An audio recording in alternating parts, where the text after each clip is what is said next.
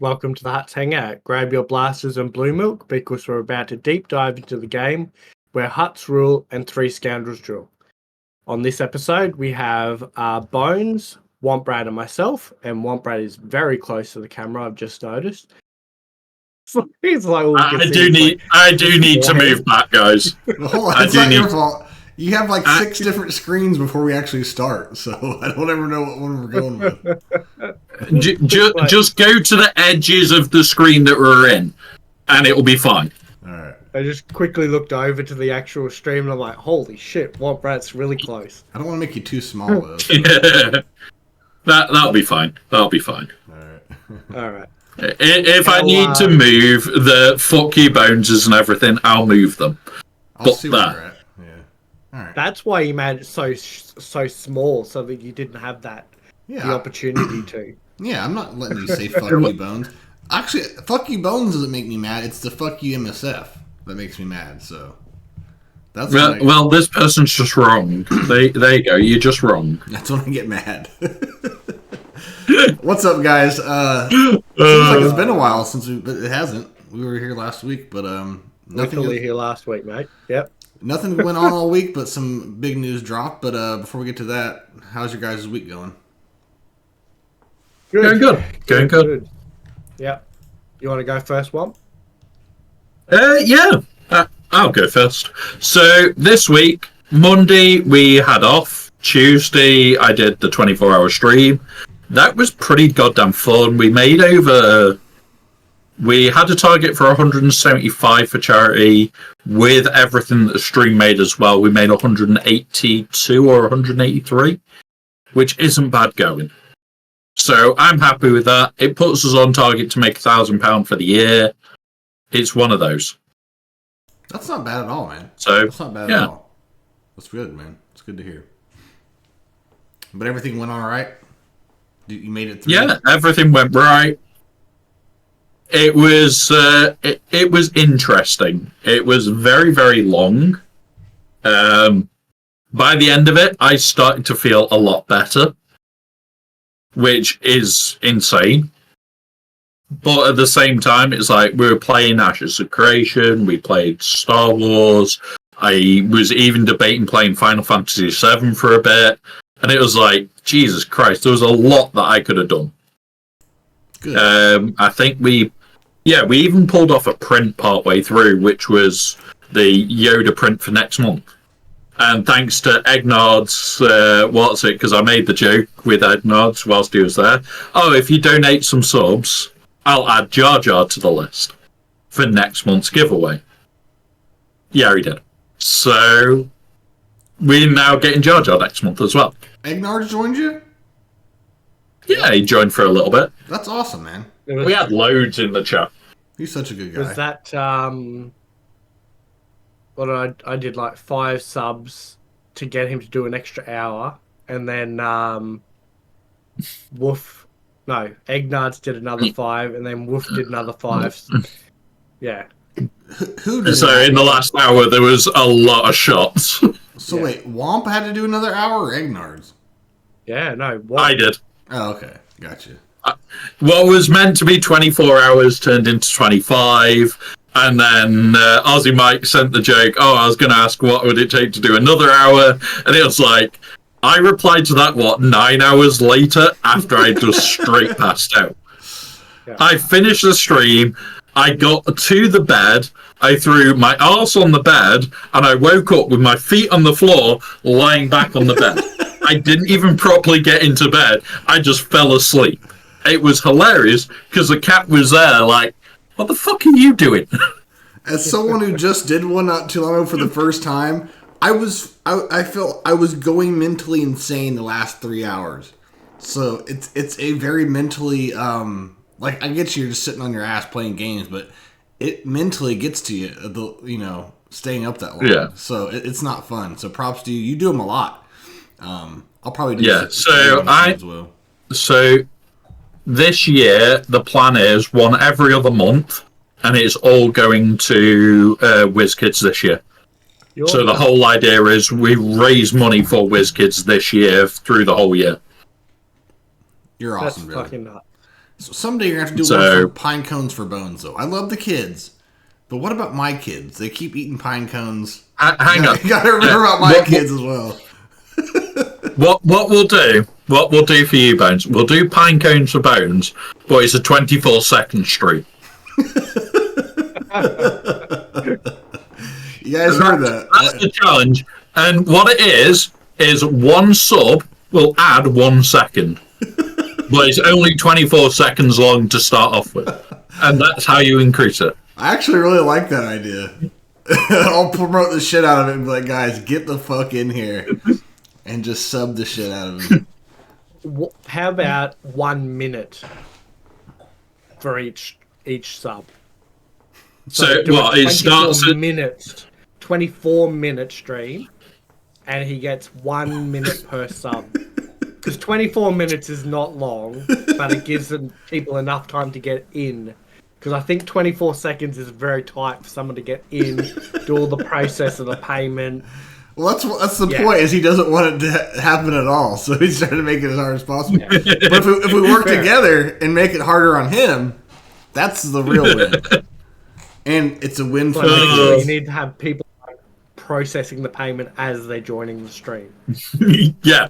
The whole idea is making it damn near impossible. So be looking out for that charity stream. Way to make money.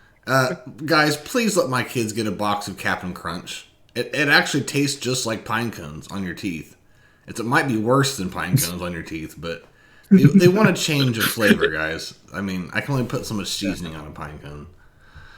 I know we take the piss, but we love Bones to pieces, and it's like, for those that don't get the in-jokes, no, he doesn't feed his kids pine cones, but we turn around and say he does, so he can spend on Swugger. He still doesn't spend on Swugger because Mike spends for him. DCF comes to my house once a month just to make sure that I'm not truly feeding them pine cones. What is DCF? It's like Child Protective Services. But I show them the receipts. I go, Mike is paying for my Swugger addiction. I promise we're not feeding pine cones. Anyways, Mike, what's up, brother? How was your week? Good. My oldest daughter's birthday today, so we spent the day at one of the water theme parks down the Gold Coast, and it actually rained most of the day, but, we were already wet, so that wasn't really a problem. It was just the getting into the car, like, when it was raining, was a bit shit. But, it was a good day, and I, for the first time ever, actually had a sleep before the podcast, so I probably sound just as tired as what you do. And what's funny is you're pretty chirpy. Yeah, Well, my wife woke me up at 6:30 because she goes in at 7. So on Saturdays I've been awake the last couple of weeks. So yeah. So I have a question. So you're actually chirpy as shit. Yeah. I'm excited about the dog that's coming to the game. I'm ready to talk about it. But did you sight a wiggle at this place? Did you see any wiggles? Not in person. They're out touring and stuff at the moment, but because the theme park is the water park version or attachment to the Wiggle World. So a lot of the announcements. The Wiggle World. Make sure you're watching. Make sure you're watching your kids and don't look at your phone or your kid could drown. All those sort of announcements are done by Wiggle characters. Do they do like a jam? Your kid could drown, but don't get down. No. Oh no! No, Okay. it's a serious. Like, we're not responsible if you're watching your phone and your kid drowns sort of message.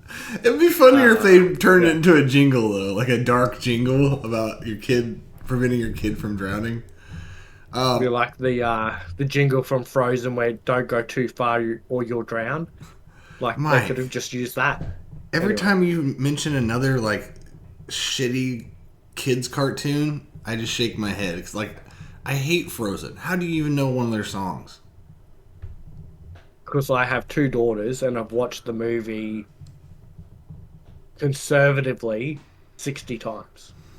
That's when I walk out. Probably I give more. my kid a fucking laptop and a pine cone. I say, watch your shitty little kids show, and I walk out. Just walk out, Mike. Walk out. Go play some Swagga. Start MSF. Start an MSF Moana account. 2. Start an MSF I've account. seen Moana 2 in the movies. So I'm just giving you shit. and I was disappointed.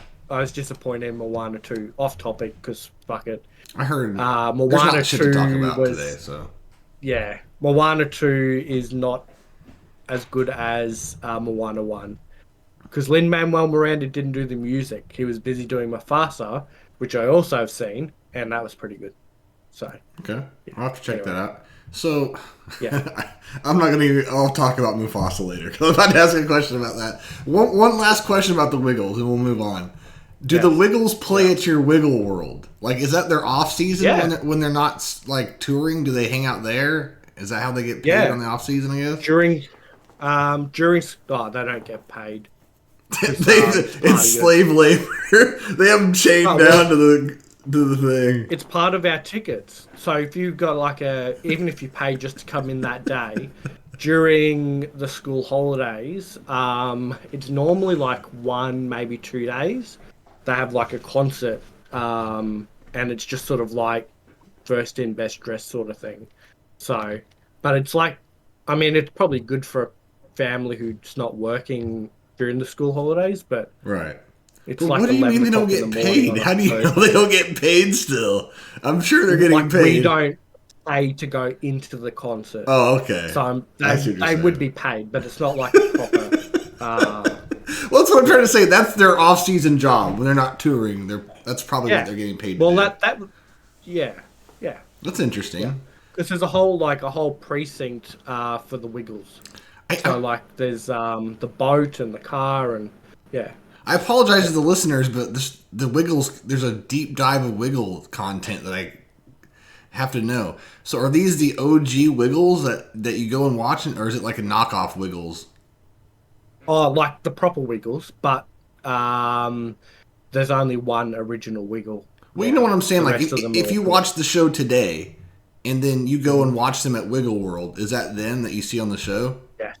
That's pretty cool. Yeah. The fact that you live not near all Wiggle of them, World. but not all of them, but like there's like the Captain Feathersword and Dorothy, and that will be the local ones, not the touring ones. But yeah. All right, we gotta stop. I have to stop at Captain Feathersword or whatever the fuck you just said.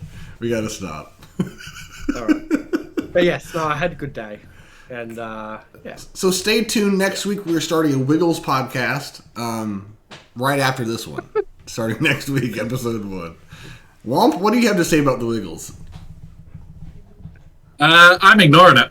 If you didn't notice, I completely turned off during that. I was sorting out making sure that you can't hear that I'm watching a football game at the same time. This is when we start talking about Datacrons and you have that glazed look. This is the equivalent for Womp. I can tell. I was about to say that about Datacrons as well. I just end up putting football on the other screen. You guys would never know that I've done it, and I end up watching it. I'm really sorry. I wonder what I was just setting up. I'm really sorry to the listening audience, but there's really 2 things to talk about, and we're done. So, so you have football. Is it playoffs or is it just regular games right now? It is FA Cup. FA Cup. They don't round. have finals as such. Their normal season, whoever has the most points at the end of the season is the winner. Wins. Points? Like, well, it's the FA. Yeah, like, like each game, if you win, you get 2 points. If you lose, you get 0. If you draw, it's 1. That's crazy. Yeah. So just the number one team 3 wins. points for a win, right? 3 for a win, 1 for a draw, 0 for a loss. And then if you're all on the same points, it goes off goals scored plus goals against. So, yeah. So the World Cup is a separate thing? Correct. Yes. Okay. Like, this is the FA Cup that I'm watching, so, yeah. Okay. But what's funny that you say that, because we're in American football. Was it handball you call it, Brad, or whatever? No, hand egg. Hand egg, yes. Hand egg. It's the hand egg playoffs start today. So that's one of the biggest things in America. The NFL is the most watched programming in America, so it's a big deal. It's right under religion, pretty much. Football is. Isn't the Super Bowl? Isn't it like the 3rd? It's in a couple weeks, yeah, 2 or 3 weeks. That's still like a month away. Yeah, it's because they have 2 or 3 weeks of playoffs, and then they have a week break, and then they have the Super Bowl. The thing that makes me laugh so much is American football says that you have the World Championships, don't you? And it's only US teams. Yeah. There is no teams outside the US. And I could do a deep dive. So how can it be the World Championships? And I would do a deep dive. Miss Universe. What's that? Sorry. Miss Universe, the beauty contest. Yeah. Do you see anybody from fucking Mars? It's not really universe, is it? Exactly. Those bastards. So like planetist. Yeah. Racist? Yeah. But it's not really racist because it's fucking actually like human race. You planet racist, you bastards. I'm actually going to file a lawsuit as soon as we get done here. Okay, anyways, I think it's enough of all that. No one wants to hear about Wiggles or football. Weirdly enough, we are here for Swugga content. Pure Swugga content. I'm pretty sure they would prefer to hear about football than the Wiggles. Probably. Unless fucking he's one of our best friends. I don't know. I can't remember his name now. He knows who I'm talking about. He always bitches about us talking about football. God damn it. It doesn't matter. You guys want to talk about some Swugga? We had a little bit of news. Yeah. So last week we had Shaka on. Really cool episode. We did our predictions. We actually did our Bad Batch predictions. I've already forgot what we predicted. Did any of us predict this? I predicted that we'll get Omega and Datcha separate. And loads of people are there going, no, they'll go together as one kit. Congratulations. I guess the bullshit. Okay. So, Womp, you are already way ahead of us. Yep. So, yeah, the news is... Oh, sorry. Go ahead, Womp. It's one of those where I'd much preferred what we talked about, where it was like, okay, well, we've got Fugitive Omega. There's the first bit of news. And then part of her kit brought Datcha in. But no. They can't give us that sensible idea. They have to give us the fucking bullshit idea. I thought that it was more a case of, how could CG make a dick move out of this? Oh, look, dick move. So, yeah, if someone's listening doesn't know, because there are people out there that don't know. So coming to the game, they announced last night that Omega Fugitive in parentheses is coming. So preteen Omega and I guess her dog, which is named Batcher. I've watched the first season. That's it. So we're getting Omega 2 and a dog as marquees coming to the game very, very soon. Yeah. I cannot. Yeah. I wish we could see how much CG makes off per character, because I want to see how many, and people will. I want to see how many people wail on this fucking dog. I can't wait to see how much money they make. You won't be. I don't want you to. No. Do not do that. And if you're listening, don't wail on these fucking characters. Show them that we want something. There's so many characters out right now that I would want, even from Bad Batch. I'll watch them and I'll pick out somebody, even if it's like a fucking general who stands there. I would rather have than this. I would rather, guys, have acolyte characters than a fucking dog. But I'll save that for later because I have a whole rant. You guys talk some. I don't know what else to say about it. But the only thing that I want to add to your thing is that the dog Batcher is not actually coming until episode 3. So we've got Fugitive Omega is episode 1, which is our first fortnight of the month. Yep. The second fortnight of the month, we don't know. They might not have a character. That's a possibility. Or there could be a character and they just haven't told us yet. There won't be a character for the second one. What we'll get is So basically, we won't get any more characters. We're going to get 1 week of Omega, 1 week of what we got in between Omega and what's it the other time. And then it will be congratulations. Now we get Batcher, and then we'll have So we'll have a little bit of a wait between each one, but hold on. There's 3 episodes, right? No. 4. There's 4 episodes? I thought there was 3 episodes in an era, and there's 2 marquees per episode. So there are 3 episodes in an era and 4 weeks in each episode. Yeah. So you're telling me in this whole era we're getting 2 characters? Where did you guys find this information from? No, we're getting 5. We're getting 5 characters over the whole era. Okay. So we've got 5 characters, so we've still got another 3 to be confirmed. There is some good speculation out there in regards to what those 3 are now. But other than that, it's just like, yeah, okay, fair enough. It's a bit shit. But fingers crossed that we don't get buggered over. Each of the fortnights, so is called a chapter, and in each chapter is when we get a new character. Can you quit saying fortnight? Because no one knows what a fortnight is. Can you go by every weeks? 2 weeks? Okay, every 2 weeks. Hang on, isn't a fortnight a game that you play? That's what I think of. I don't know what a fortnight is. I've never have. I've only heard that in like 1800s when a show's about the 1800s. They say fortnight. Right. And they go by Celsius. Okay, so every 2 weeks we will get a new character. Yeah. The first 2 weeks we get Fugitive Omega. And then we'll have a 2-week gap, I'm pretty sure, because it doesn't line up with what they're giving us in the episode tracks. Okay. Yep. And then that next 2-week period will be Batcher. Okay. I'm sorry for so many questions. Why is there 2 weeks in between? We don't know. We don't know. There's always going to be one release. Where do you see that information? It's in the era information. When they talked about the new eras, how they're going to come out, we're going to get one release, and then 2 weeks later is the next release. But there's also this one has already been confirmed. We're only going to have 5 characters.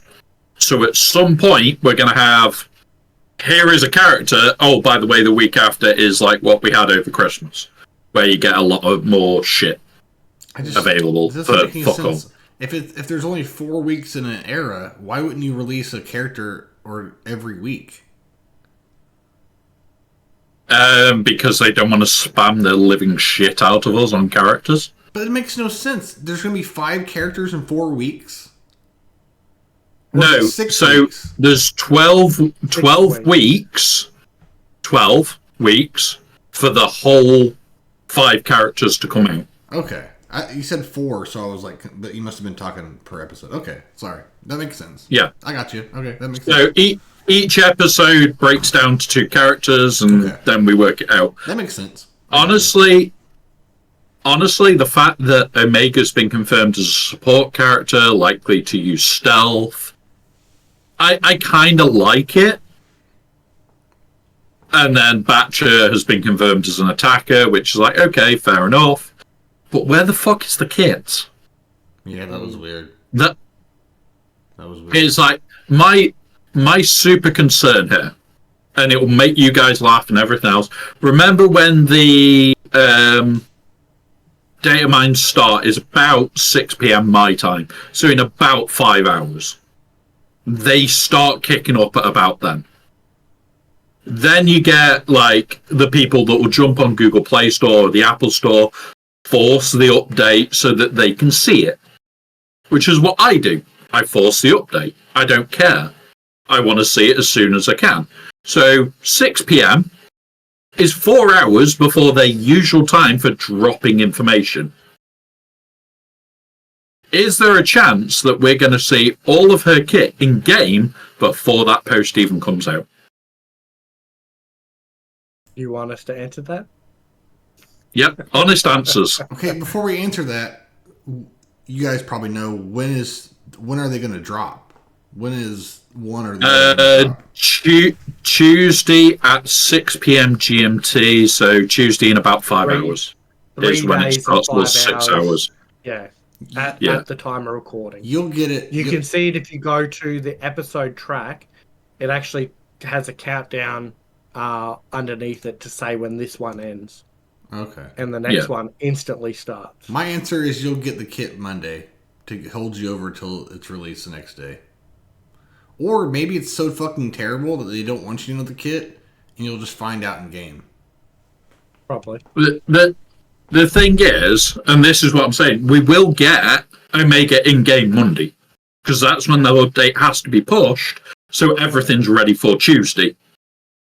True. How is going to be one of those of usually, like 6 p.m. rolls around my time, I jump on Google Play Store and I force the update on my phone.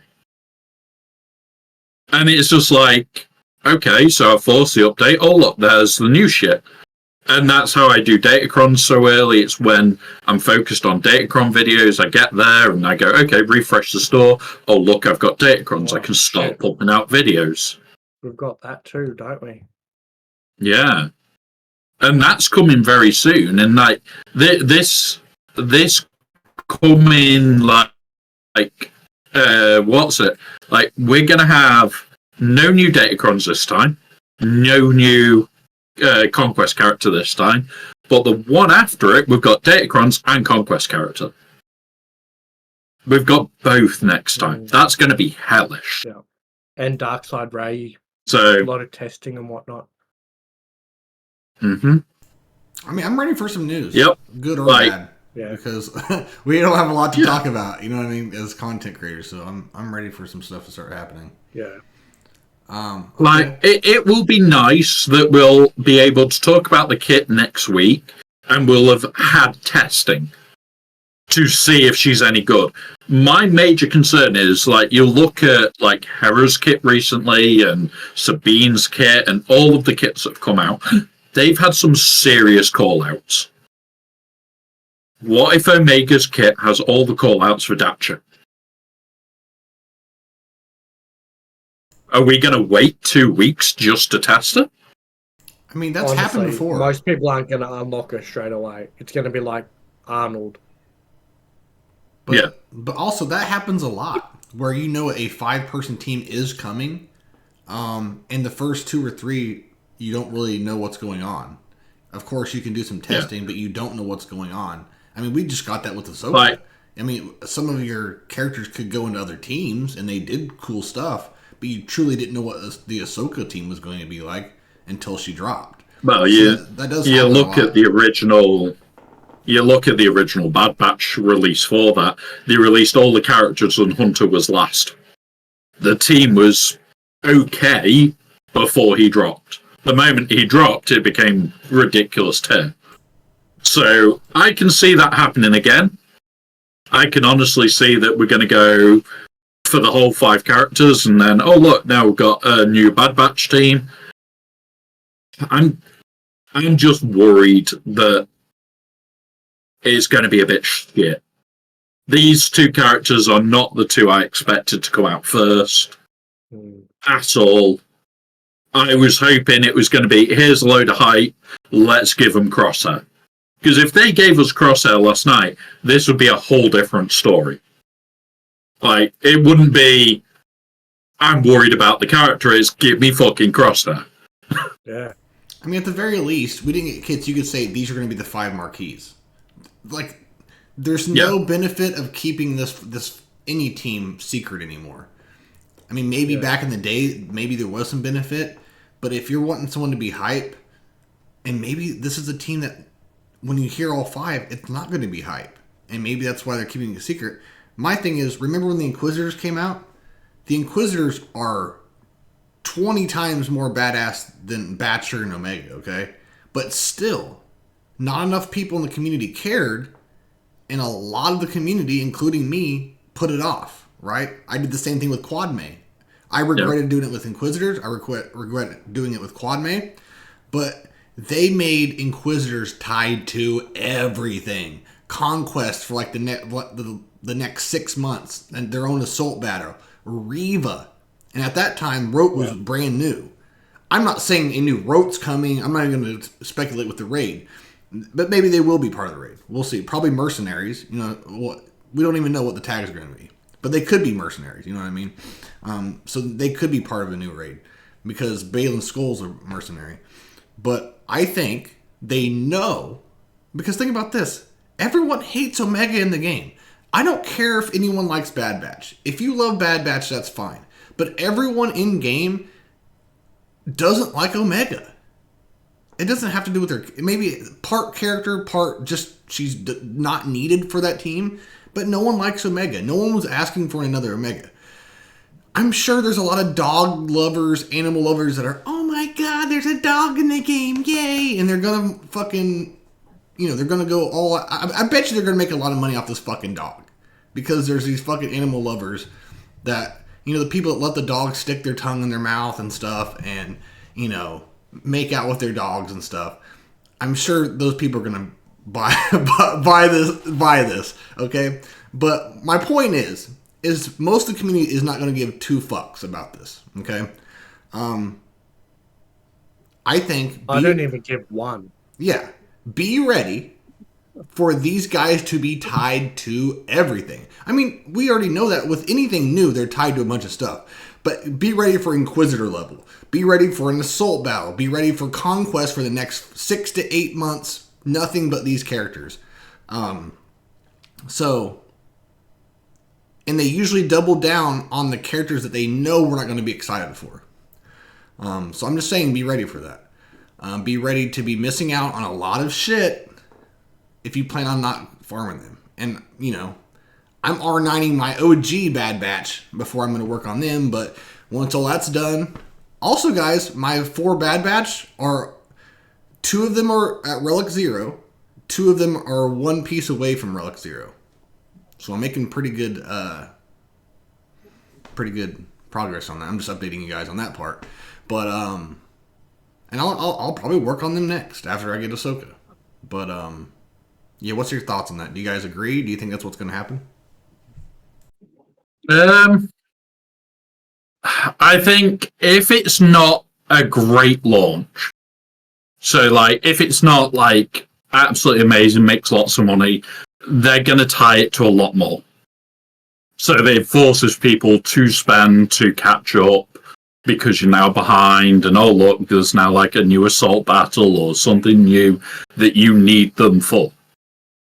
So I think that's more likely what's going to happen, especially with it not being a very look forward to launch. It's like, I know of a lot of streamers, and even myself, and I think even you said it, Bones, where this team does not appeal. It's not something I want to spend money on in January. So it's like, what will my Twitch budget go on that I play the game with? It's going to go on catching me up with everything fucking else. So I've got a bad feeling that by doing that, I am going to get screwed over. They are going to tie it to a load of shit because I think a lot of other people are going to do the same.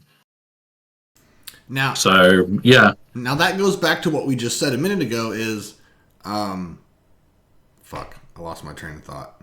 You just said it. I don't know. I'm worried.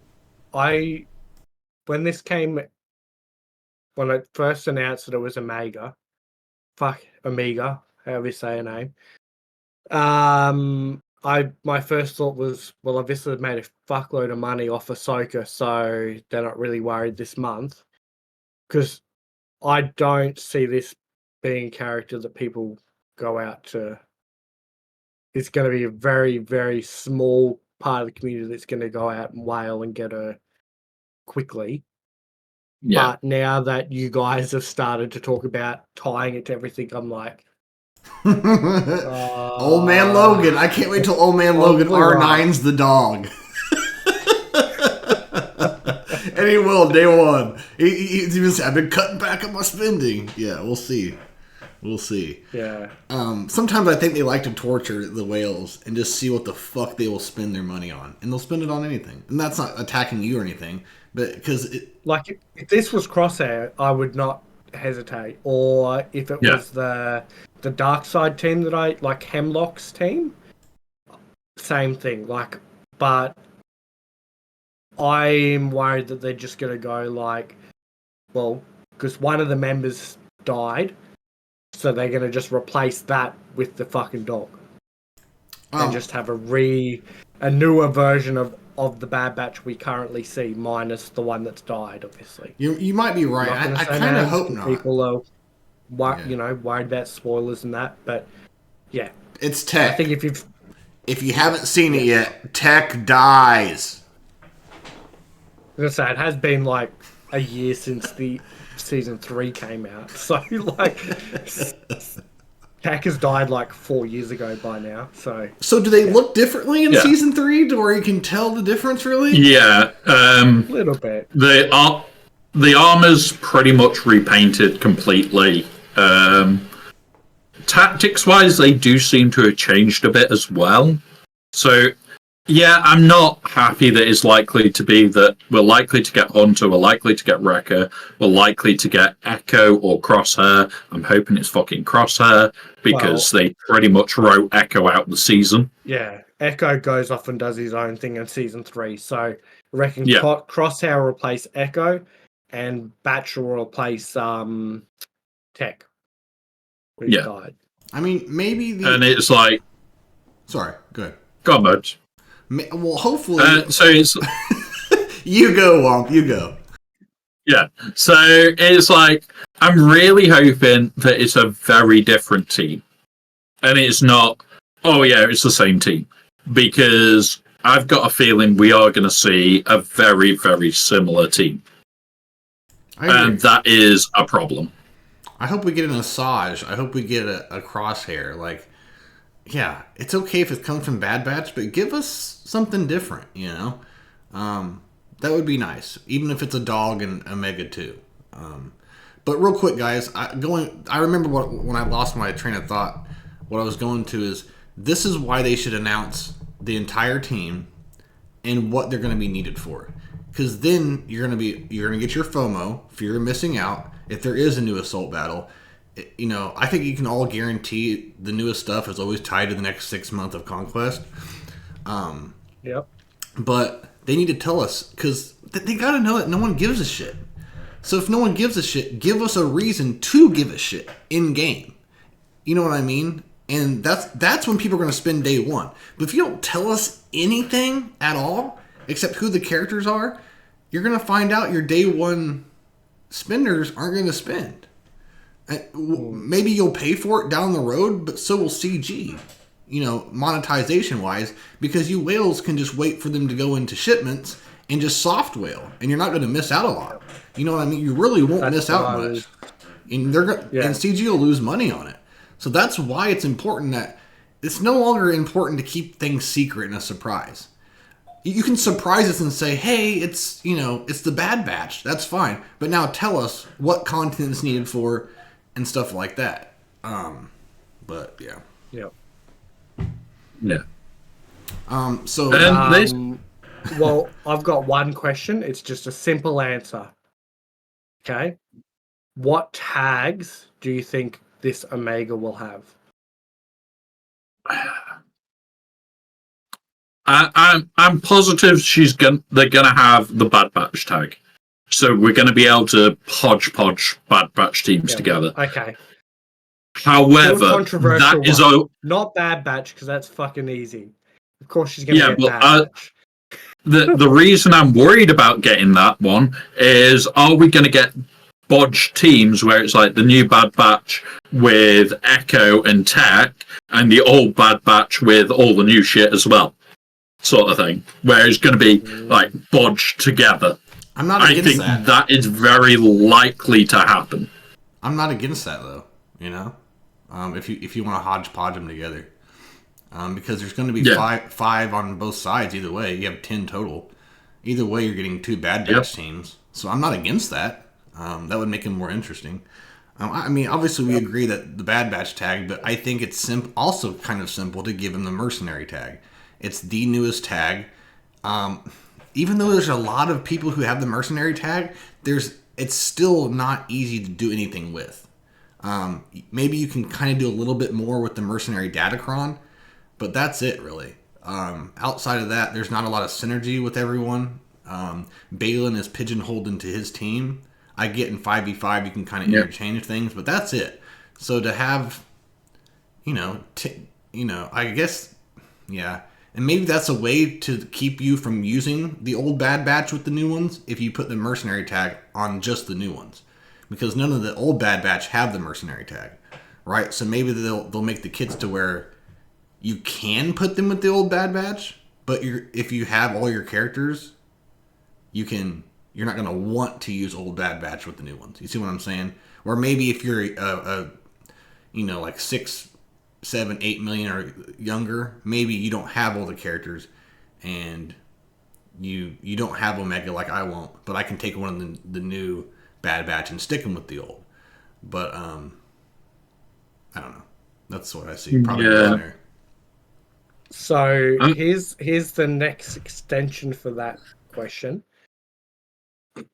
In the TV series, especially in season 3, she is a prime candidate for the whole necromancer, which is Project Necromancer for the. Oh God, this is why I hate it. Yeah, but before you start, let's shout out this real quick because we have a couple follows as well. So Irfan 1983-1, thank you for the follow. Jericho 1977, thank you for the follow. And Captain Matthias, who used to be a host, downgraded to a special guest, and now is just a guest. Matthias, love you, brother. Thank you for the community subs, man. Really appreciate it. Who was going to be back today, but then as a host. Couldn't. Not as a guest, but as a host. So maybe next week. Who knows? No, Matthias, we love you, man. Remember something else coming on. We know you're hardworking, man. We appreciate you. Okay, continue on. So, yes, in season 3, Project Necromancer is basically bringing C back. And she is a prime candidate for the cloning of Palpatine. Because she has a high M count, which we assume is the midichlorians, which is Force users, right? Okay. Will Omega get the UFU tag? Right. We talked about this a little before. Please do not give them fucking stupid ideas. Please. Please to God, do not give them stupid ideas, Aussie Mike. You know full well either Meathead or whoever they force to watch the pork podcasts will now go, let's give her the UFU tag because nobody wants it. Yeah, no, please God, no. Too many people are getting that tag. I feel like one of the episodes we get not only the M count hints all the way through, but I felt like there was an episode there where she sensed Crosshair, or something, like she felt him or something. Oh God, she felt him. She got a little tingle for Crosshair. Hang on. I need to do something, guys. It's not going to work right, but you need to flick it around. So yeah, that's why I'm like, maybe she got that tag. Puberty Omega is tingling for Crosshair. Yeah, that's her force. All right. That's her force power. I think it's a very, very, very, very long shot. But yeah, like Matthias said, at this point, now that Disney is bought into Star Wars and their lore, they've said everyone has the Force, so why not give everyone the UFU tag? Because everyone can use the Force in some small or huge way. Everyone is unaligned. There is no good or bad anyone. Every fucking person is gray. Somehow or some way. It's like there is no good or bad anymore. So yeah, fuck it. Just put UFU on everyone at this point. If she gets a tingle, blame it on the Force. You know? The Force flows through everybody, remember, and everything. So, therefore, everybody is a Force user. Anyway. All right. So, Batcher, as we said, it will be in Chapter 3, so that's 6 weeks away, basically. No, it'll be the sorry. 29th is when that will be. The 28th, sorry, of January. No, that would be when the second fortnight is. He won't Yeah, be until which is when Batcher is. No. So this is for 4 weeks. 14th is Omega. The 28th is Batcher. No. They said that Yes. it's the third one. Yes, which the 28th would be the start of the third one. It's a week per section, and he's the third week. Don't we get fortnights per character? 2 Nope. characters a month? Yeah, 2 characters a month. There's 7 stones in a fortnight. Omega's the first one. Omega's the first one for 1 fortnight, and then there's nothing the second fortnight. No. And then Batcher's the third one. So the first week is Omega. We'll have a following week of Omega ability bullshit in the store for that bloody pass. And then it will be Batcher. The second week is the week off. No, I reckon Batcher is the 11th. Nope. Nope. It will. Right. It won't be that short because that would mean we're in the second episode of the era. Yeah, that's what they've said. Read the thing. Yeah. So episode 1 will contain 20 shards of Omega. Episode quest in chapter 3 of the episode. Yeah, chapter 3. There's 4 chapters in each era. 4 chapters in each episode of each era. Okay. So it will be that. It's gonna not be fun because it means the 28th is Batcher, which is just like that's a bit shit. But at least we know there's going to be another update on the 27th. So, because I've already said that it's going to be in a future. So we know that they're not loading it all in tomorrow. Batcher's not getting loaded for another week and a bit yet. So it's like, yay! We won't know the shit either. Thanks. Thanks, CG. All right. Also, guys, I want to add in that in the forums, Meathead was responding to some questions and stuff. Someone specifically asked, and it's stated whenever they posted the episode era information, that every era leads to either a new event, a new legendary event, a raid, or something. Something big happens at the end of it. He responded, Meathead responded and said, nope, it just makes a team. That's all he said. It just makes a team, which I don't believe. I believe that there's going to be more to it. But just maybe not a legendary, maybe not a raid. But I think they will be needed for whatever the next raid is. Do you guys believe that, or what's your thoughts on that? Yeah, I'm worried for the next raid because, like, it's due at the end of February, early March. We've heard nothing, literally nothing about it, and it's like we're overdue by nearly a month for the road ahead shit that they do, because it should have come out at the tail end of December to keep with their 3 months. Oh, here's another one. So that's already late. We expected that to be late because of Christmas. I actually honestly thought last night, oh yeah, we'll probably get it dropped. And then we know where we're going for the next 3 months, and that's it. We go ahead again. But it's like, we've had no information. Next week has got to be something big. Next Friday has got to drop something big. Otherwise, it's like, where the fuck are we going? Are we going to get a new raid before the end of Feb? Like, the way that they did like the last few raids, if they drop it like the 17th, there's still a chance the end of March is the raid. But if they don't drop like where they're going until late in January, like 24th, 30th, we are not getting it till April or even potentially May. It's usually 2 to 3 months after they've announced it. So it's like, yeah. So here's my theory. I think they don't want to do road aheads anymore. After that, remember that last fiasco, which I call the trail ahead? That was like 16 separate posts, and we all had as a community. It was like a puzzle in itself. We all had to come together and make it all one. It was absolutely. I've never seen something so disorganized. I don't think they want to do that anymore. And by making these episodes and eras, that makes it to where they can break up these road aheads and never give you one again. So they can just every era say, this is what we're doing, even though they didn't do that for this era. They can, if they want, say, for this era, this is what we're giving you. This is what it's leading up to. So if a raid's coming, they're going to let you know at the beginning of that era.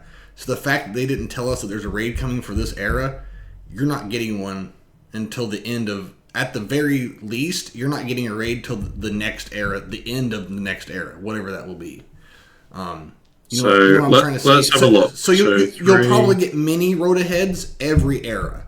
That's going to be your road aheads. They're not going to give you anything past an era, is what I'm saying. So they don't have to be big, long. They don't have to promise anything. They don't have to tell you too far ahead. That also helps in that you're not over preparing. So if they tell you something way ahead, that gives you time to prepare. So it's just enough time to keep you happy and to not reveal too much on their end. Yeah. So the thing for that would put it mid-April.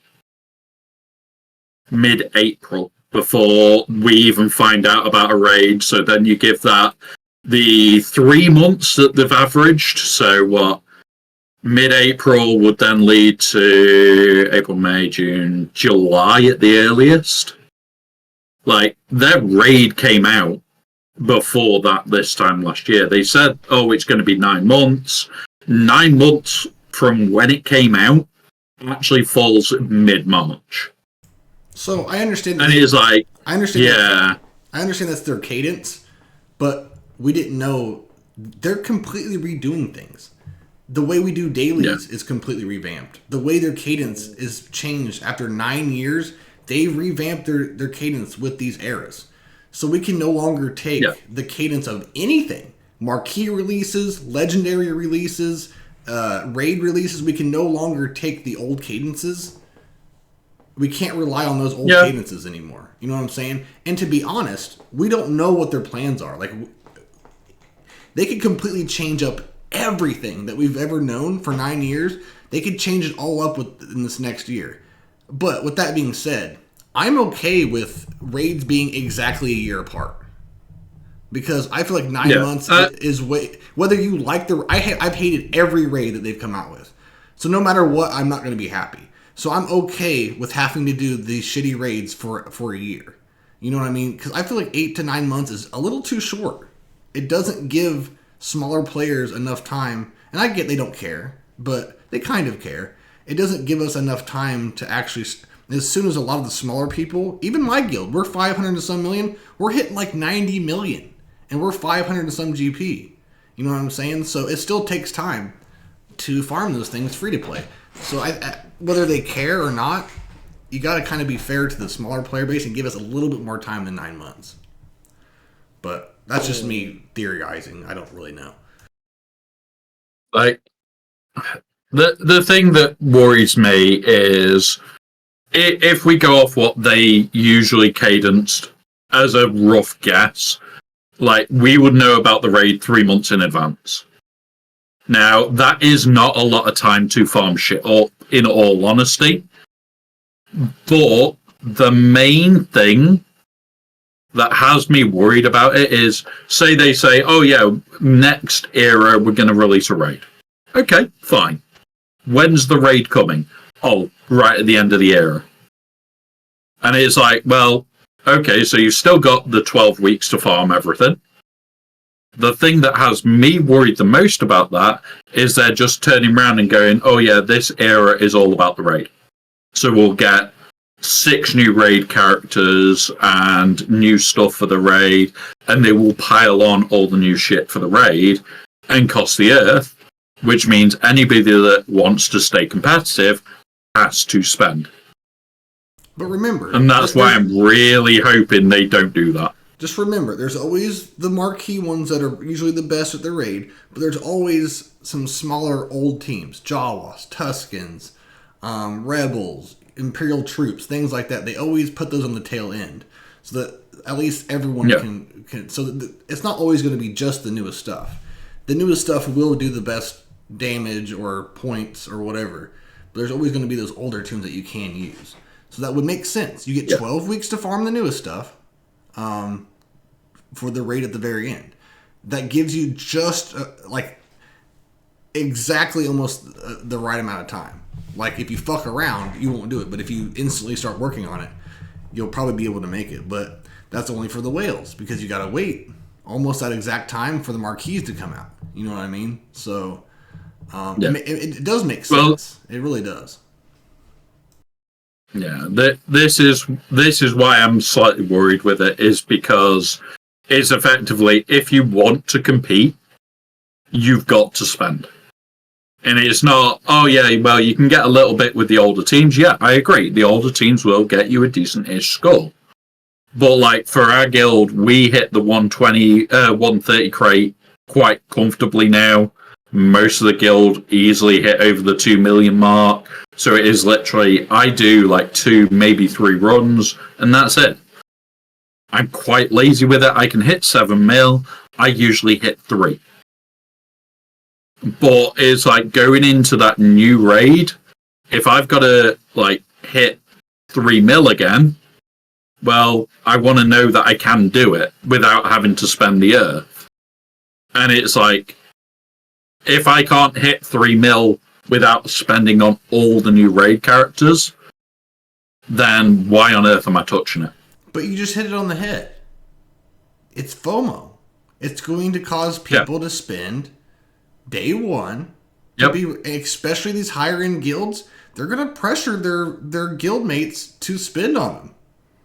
It's really smart on their part, actually, to give you less of time to work on things or prepare for it. Because that's what I said earlier about the Bad Batch. Tell us what the fuck they're for, who's going to be in it, so that we have a reason to spend day one. And the raid's going to do that. For whenever it comes, they'll announce it day one when that era starts, and that's going to have people spending immediately. Because if you don't, let's say you don't spend day one, you don't soft whale through the shipments, then when the raid's released, you are just going to begin farming those marquee characters. You can use the old ones to kind of get a score in.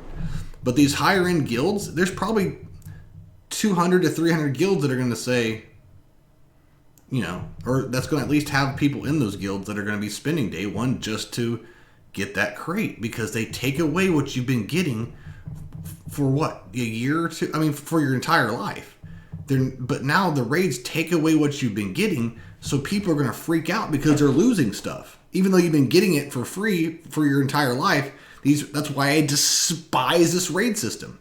Is because it's taking away what you've been getting and putting it into new content and forcing you to spend on characters to just break even. You're not even getting ahead. You're only breaking even, but mentally, psychologically, it gets in your head and people are going to spend. So it just makes sense to me. Pretty much what you said, Wombrat. I think that's what's going to happen. And I agree with you, like it's bullshit, but psychologically they want to make you spend. And absolutely. I just think that's what's going to happen. Mike, do you have any thoughts on that?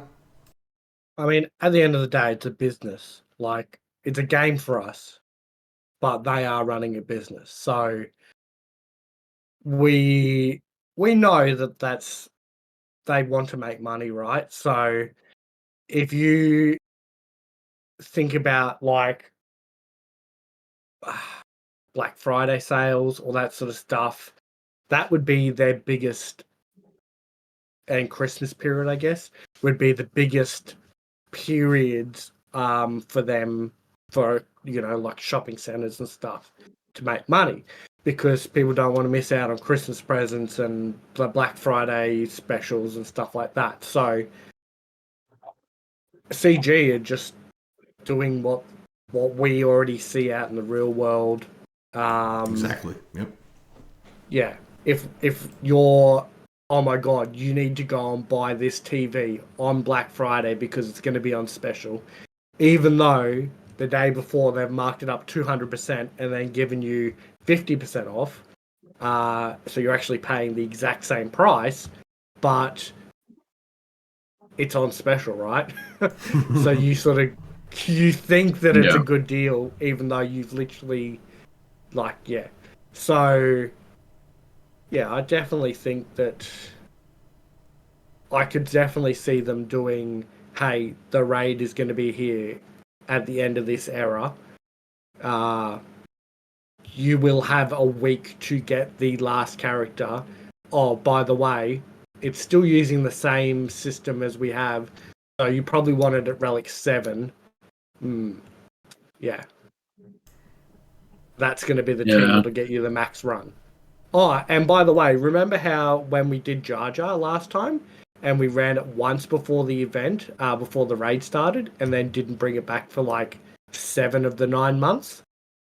Keep that in mind when you want to use this team, because the key feature or key part of that team you won't be able to get.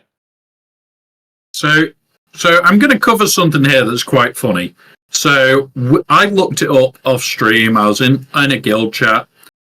Balin is due back on the 30th of January. Yeah. 2 weeks and 5 days. What is the betting he will be late? I hope he is. I've been farming my ass off for him. Why would he be late? Just because they do that sometimes. Because Jar Jar, when he came back the second time, and he said it was going to be a 3-month cadence, and he'll be back in 3 months. The last time when they did that, he turned up at 5 months. But Jar Jar is like a hot property at the moment because he's needed for the raid. Balin's not a requirement at the moment, at least. He's not for the raid or anything, so I reckon they're not going to fuck it up. I reckon he'll be on time. Like, I agree. I think if it's going to be a requirement for the new raid, he will be late. They won't have it come out until just before the new raid's due. Okay. If he's a requirement for the new raid. I mean, if he isn't, I think we'll have him on time. There's no way of knowing because we've dealt with that with the Grand Inquisitor. We've dealt with it with Jar Jar. We've dealt with it with Jedi Cal. There's probably other ones as well that I'm not listing. We've dealt with that where... Wait. And they refused to answer. You said Jedi... Wait, just one sec. Who was the Jedi that you just said? Because CG forgot about him multiple times. Yeah, that's what I'm saying. That's what I'm saying. Anybody know what that Jedi's called? That's what I'm saying. There's no real cadence for them at all. She came back like 17 times in a month. So... Yeah, Bo. Yep. And she wasn't that big of a deal. I mean, she did have the Rise of the Empire mission, but so does Jedi Cal. Yeah. But just for my personal bias, I've been farming the fuck out of those requirements day one, and I still haven't got Mark to 7-star yet. Nah. They're not coming back. So, if Bones is going for them, they're going to have to say fuck him. And CG. He'll come out 2027. He'll be back. No, February 30th, CG. February 30th. Please. No, February 30th. No, he wants February 30th. Let's let him have February 30th. Okay. He'll come earlier than that, mate. How many days are in February, Bones? Oh, fuck How many days are in February? Fuck you. So March 1st. Oh, yeah. March 1st, CG. March 1st. No, just because Bones is farming him and it's a 3-month cadence, and they'll be dead on time, he'll miss it, and then it'll be like, oh, I've got to wait. Yeah, I don't want to. 'Cause I have 3 Amis waiting on him. I'm going to R9 him straight away. And that's what's keeping me from, like I said, I have all my Bad Batch at Relic 0, but I'm not taking them up Relic levels until my Balin and my Ahsoka requirements are done. So, I guess the Ahsoka requirements can wait because it's going to be a long fucking time before I can even start farming them to 7-star. So I'll probably get my Bad Batch done by then. But yeah, Balin, I'm ready to slap up, get to R9, 3 Amis. But if I miss it, I might as well just work on my Ezreal, take him to R whatever, and put 3 Amis on him because it's going to be another 3 months again. So I'll have I don't know. That's just a personal problem I have. I'm just talking about. I'm pretty sure. Yeah, so that sort of conundrum, Balin versus Ahsoka, is actually in the podcast question. So you might get a bit of clarity on that topic. All right, we'll wait for that though. Yep. So I do. Are you guys ready for my little thoughts on? Sure. What I Hang on, has Womp got the title ready? Hang on. Yeah, I'm about to load it in. So I mean, we've already said our thoughts. I'm gonna go have a nap. I'll see you guys in half an hour. So we've already said our thoughts on how none of us really care, and even if you did like the show, it's like meh. Okay, but I want you guys to think about some things. They just gave us Omega, one of the least liked characters in the entire game. They gave us another version of her. They gave us a fucking dog. The first real, like, animal besides Wampa, I guess, that's in the game. Ever. So, the first thing I want to say is, when I predicted the Skeleton Crew kids coming later this year, everyone was like, well, they're not going to put kids in the game. That's too many. People already don't like Omega. They don't like Nisa. Blah, blah, blah. They're not going to put those kids in the game. That was what the host and everyone else was saying.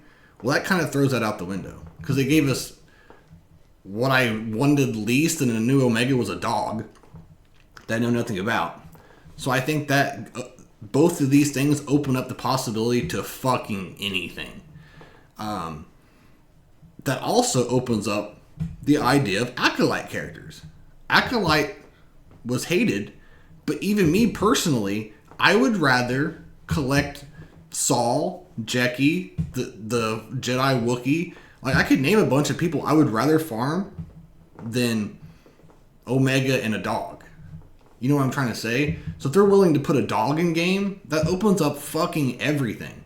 Darkseid Rey is opening up what-if characters. You know what I'm trying to say? So I feel like when you see these characters like Darkseid Rey, a dog, that means they're willing to put anything in the game. So the Skeleton Crew kids is not out the window, after all. Because I agreed with people who said that. I was like, yeah, people don't like Omega, she's a kid. But now I don't think that's true. So, think about this. With the idea that they will bring Acolyte characters in, and now I think they're more open to it than what I realized. I thought they would bring like one Conquest character or something, but now there might be an entire fucking era dedicated to Acolyte. It's not that far away, like not that far of a thought. Despise the show, but I would be okay in the game collecting a few of the characters. And there's more characters I'm willing to collect than I would in the Bad Batch Season 3. So think of this. This is a joke, okay? Don't take it too seriously. What if we get an Acolyte raid? Wouldn't that be... Go on, somebody clip it! Somebody clip it! Bones wants an Acolyte raid, somebody clip it. How phenomenal would that be, an Acolyte raid? So think about it. What are they going to do? So think about tell us what they're going to do. Think about all the things you could do in the raid. Where you're trying to stab a smoke monster, and when you finally stab it and kill it, she goes, I was going to give you full score anyways. Get it? No. Okay, well... No. I get it, but I'm trying to think of words. Yeah. Because in the movie, they're trying to take the kids away from the witches. The witches defy them, and then they kill the witches, and the witch goes, I was going to give you them anyways. So instead of that, I was going to give you full score anyways. So this is going to be in phases, though. That's phase 1. In phase 2, you have to kill Queermere before he takes his towel off and shows you his dick. So you have to get rid of him before he takes his towel off. And just like that, we've lost our ad money. Yep. I didn't say anything wrong. I said dick. We're preventing him from exposing himself. We're not encouraging him. We don't want to see his dick. Okay? So I think that's what's happening. That just confirms it with the release of a fucking space dog. That's what could come to the game. So I hope you guys are excited for this year. Okay. I think I can't follow your train of thought because it's like, sure, but I understand what you're trying to say, that with the addition of Batcher, it's really anything could happen. Yeah, that part I'm being serious about. Like the raid. Yeah. I mean, I'm being serious about Acolyte coming to the game. The only thing I was kidding about was the raid part. But yeah, I think that Acolyte is going to happen. Now, I didn't think that until they announced the dog in the Omega. I think Acolyte era is happening. You can pick 5 characters that make them fucking crazy good, because you can put Queermere in there and he was kicking ass. I'll give him that. The only 2 good scenes was when he was fighting somebody. Everyone likes Queermere. I don't really like Queermere. I like Saul better. But I've heard a lot of people say that's what they loved about the show, was Queermere. So I could see either him being a legendary or people wailing on him or whatever. I liked Saul. If I had the money, I like him because he's from Squid Games as well. I love the actor. So I would be down to collect him. I love the actress that played Jackie. She's in a lot of shows. She's X-23 in Wolverine. She is in the Golden Compass series on HBO. So it's more about the actors that I enjoyed. Who wouldn't want a Jedi Wookiee? You know what I mean? So I think that would actually make some money. So yeah, I think it's coming, actually. It's too late because my predictions have been made. But that is confirmed for me that I think we'll get Acolyte stuff. What about if phase 3 of your raid is you need to go and find Plagueis in the cave? And at the end, he just peeks out at you. You find him and he peeks out at you. That's his ultimate. All right. Can we get off this topic? Or are you still Womp, what were you going to say? And look, I beat the 10 minutes, by the way. What were you going to say, Womp? Yeah. What's your thoughts? I'm really hoping you are wrong on a lot of that. I am really hoping you're wrong on a lot of it. I've got a bad feeling that you're kind of right now with the fact that they've brought Datcher to the game, that they could bring whatever the fuck they want and get away with it. But I'm really hoping you're wrong on a lot of that. But, interesting take. Somebody did put Space Whale in the chat. Well, what if they brought a Purgle capital ship? And you got loads of little Purgles as your ships. There you go. Whole new fleet. And that could be the first GL ship where Glatt pilots her ship. You could add a few other things. Well, because it's inside the Space Whale. Yeah. And the ultimate is the ship comes out of its mouth, or you go in its mouth and you can't defeat it or something. I don't know. But CG, hire us. Think of all the ideas we have. Think about Tauntaun Luke, where he's on the Tauntaun, but let's say like you defeat him, or he gets near defeat, and then he hides inside its belly, and like you can't kill him until the end of the battle or something. There's all kinds of things you can do. Tauntaun Luke. Yeah, well, I mean, we've only got 4 Lukes. We need a few more, right? But they're introducing beasts, man. So don't be surprised if they have more shit like that, because you guys can roll your eyes. There are a lot of stuff that they could still bring to the game, but they want to extend this game for the rest of our lives. So that means you're gonna get a lot of fucking filler characters, a lot of fucking bullshit you could give 2 shits about. And every once in a while, they'll sprinkle a beloved character in there to keep you happy. The trash compactor monster. Exactly, Jack. Like, the sky is the limit now. And eventually they're going to run out of ideas. You're going to get what-if characters. They're going to fucking milk this goddamn game until we die. So, no, I didn't say the game was dying, but they're going to milk this shit for as long as they can go. And it starts with this era stuff. Not saying it's a bad thing, because if you're a true Star Wars fan, you want to collect them all. You know, it's like Pokemon Star Wars. But yeah, I think where there's smoke, there's fire, and yeah, like Deadpool says, we're gonna keep this shit going until you're 90. Yeah. Yep, exactly. I didn't say it was dying, people. Okay, but they're gonna milk it. So, any more thoughts on the Acolyte raid? No. Do you guys have any thoughts that now you see what these characters like? What anything could happen? Do you guys? Is there anything crazy you guys could see probably coming eventually? Should it be coming from me, Brad, or should it be coming from the... It should be coming from the Hutts Hangout. I didn't change it out on yours. That's fine. I've There you sorted it. Yeah. Sorry, Bones. We're just making shit around you again. Okay, I'm not paying attention. But Jar Jar Binks makes a funny thing. They want you to put this game in your will and pass it down to your kids and your grandkids so they can just keep this fucking... And it'll still be the same code from, 70, 80 years ago. But you're still going to be playing it. And your grandkids are going to be wailing on it because they inherited your money and they're going to spend it on it. Purgle whaling? Oh, it'll be something much bigger at that point. Okay. All right. Can we go on to the next topic? Oh, there's more to talk about? Yep.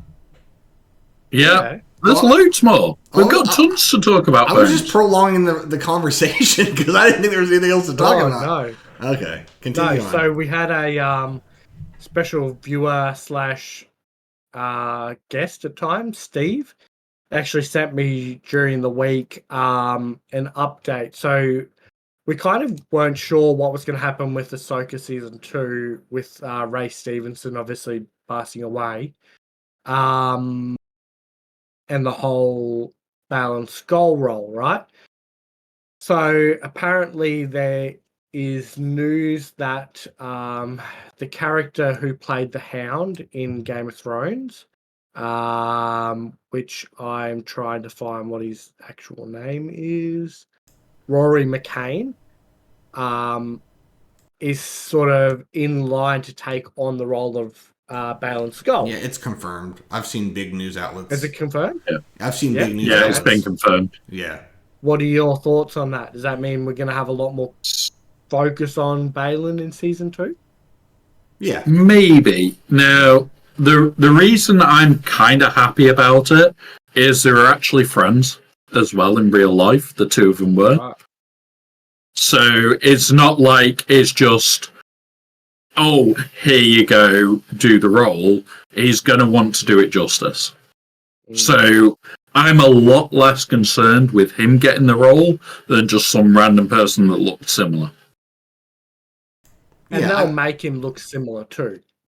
Right? Yeah.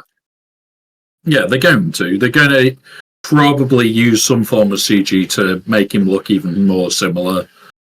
But it's one of those. I'm really hoping they just do a good job with it. And that's it. But yeah, yeah. Every time that's why I think there's going to be acolyte characters. Every time they release anything, whether it's beloved or not, that gives them a few more characters. 4 or 5 characters, that's a quarter to a third of the year. That's going to keep them going, whether you like them or not. You know what I'm saying? If they're in the universe, that gives them even more shit to pull from in this game. So you'll see something from Season 2. I don't know what it's going to bring. You'll probably get the Hound version of Balin, because he's going to look a little different. He'll probably dress a little different. You'll probably get I'm sure he'll... Well, he loses his apprentice as well, so... I'm guessing it's working towards Abeloth, so you'll probably get a crazy Abeloth something. Because I don't think there's going to be another season of Ahsoka, because all this ends in the Heir of the Empire movie that Dave Filoni's doing. I think it's all going to tie in with the new Mando Grogu movie that's out. So it's all... I think the whole Mandalorian arc ends with this Heir to the Empire movie they're making. Whether it's good or bad, I could go on for hours about. So were you saying that your question was, is it going to bring more content, or were you just talking about the news itself? Like, as in, do they think that we're going to get more Balin stuff for Season 2? But if you don't think there's even a Season 2, then... Oh, no, there's a Season 2. No, I think it's going to be. There's not going to be season 2. There's not going to be any more seasons after 2. Is what I'm saying. Oh, I gotcha. Yeah. I think that's what it's going to be. But yeah, as far as the casting, it's cool. But it does make me think, because I've never heard any information on season 2. People have said it's coming, but I didn't really know if it was, because it's just so. If you follow like the politics behind it with Disney and Star Wars, it's very convoluted. You don't really know what is official and what's officially being made and what's not. But now that I'm hearing that pretty much means it's official. So that kind of makes me wonder if they're going to do the neutral Revan this year. Like, I'm going back on my predictions, but it kind of makes me think that they're going to do a neutral, which would most likely be Revan this year, to hold us by, and then you release the Thrawn with Season 2 Ahsoka content. Or there's a GL ship and no actual GL character. Yeah, something tells me they're going to buy their time this year, and not. But the next one has to be a dark side or a neutral character to even things out. Mm-hmm. So, but maybe like you said, they do a neutral or they do a capital ship or something to put it off for another year. Yeah, but that's just another theory. Go ahead, Walt. Yeah, I don't know if they're going to delay stuff this year or not. I don't think we'll get a Thrawn this year or next year. I think it'll be a year after the Ahsoka show we'll get Thrawn. I think it'll just be delayed. I really don't expect us to get one now. I think they'll come up with a different type of GL and it'll be just a counterpart GL. And that's it. It's just, here you go, because although, we've got Leia and Jabba that are quite well connected, and you've got Lord Vader and Kenobi that were connected, what's the connection between C and JML? Well, they're counterparts. They're both from the same trilogy. It's the same time. Are they?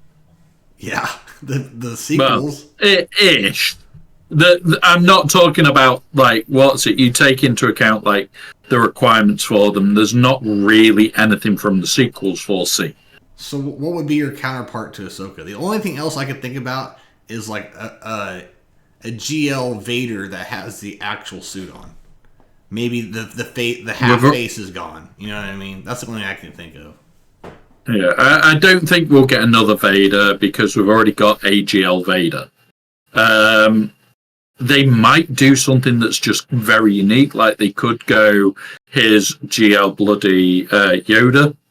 They could do a High Republic Yoda. It's got to be dark side, man. Remember, what's saying it has to be? There's a balance in the They've Force. already said, because you go by cadences all the time. You always you use the past and how they do things. So why are you going away from it now? They're not going to release 2 light side characters. The reason I'm saying it is they have already said time and time again, although yes, this next one is light or this next one is dark, it does not necessarily mean the one after will be the other. They have said it time and time again, and Meathead has said it time and time again. Yes, it's yet to happen that we haven't had a light side then dark side, and there's no saying it's guaranteed. It happened with Lord Vader. Yeah. So there is no guarantees that it will be, here's a light side, now there's a dark side. They could go another light side. And we also then went Leia into Ahsoka. Yeah. So they're going to do it's one of those. They're going to do 3 light sides in a row is what you're saying. That's the problem, is we've been 2 light side back to back now. So yeah. But I'm not saying you're wrong, Womp, but I just don't see a light side GL coming out. I just, it'd be neutral or something, is what I'm saying. Like a one-off GL, completely. Just one-off, whatever it is. I just don't see it being light side, though. But I'm not saying you're wrong. No one fucking knows, so. The main thing for me, and the main worry that I've got, is they've gone over to this episode and era and all that bullshit, and we sat and worked it out on stream. It would take 2 eras for us to currently get a new capital ship.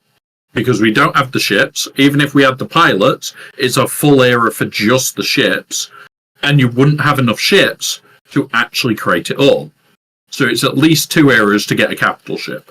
To do a GL on their new setup, yes, they can do it in 2 eras. But if they do it in 2 eras, that's 12 new marquees. 12.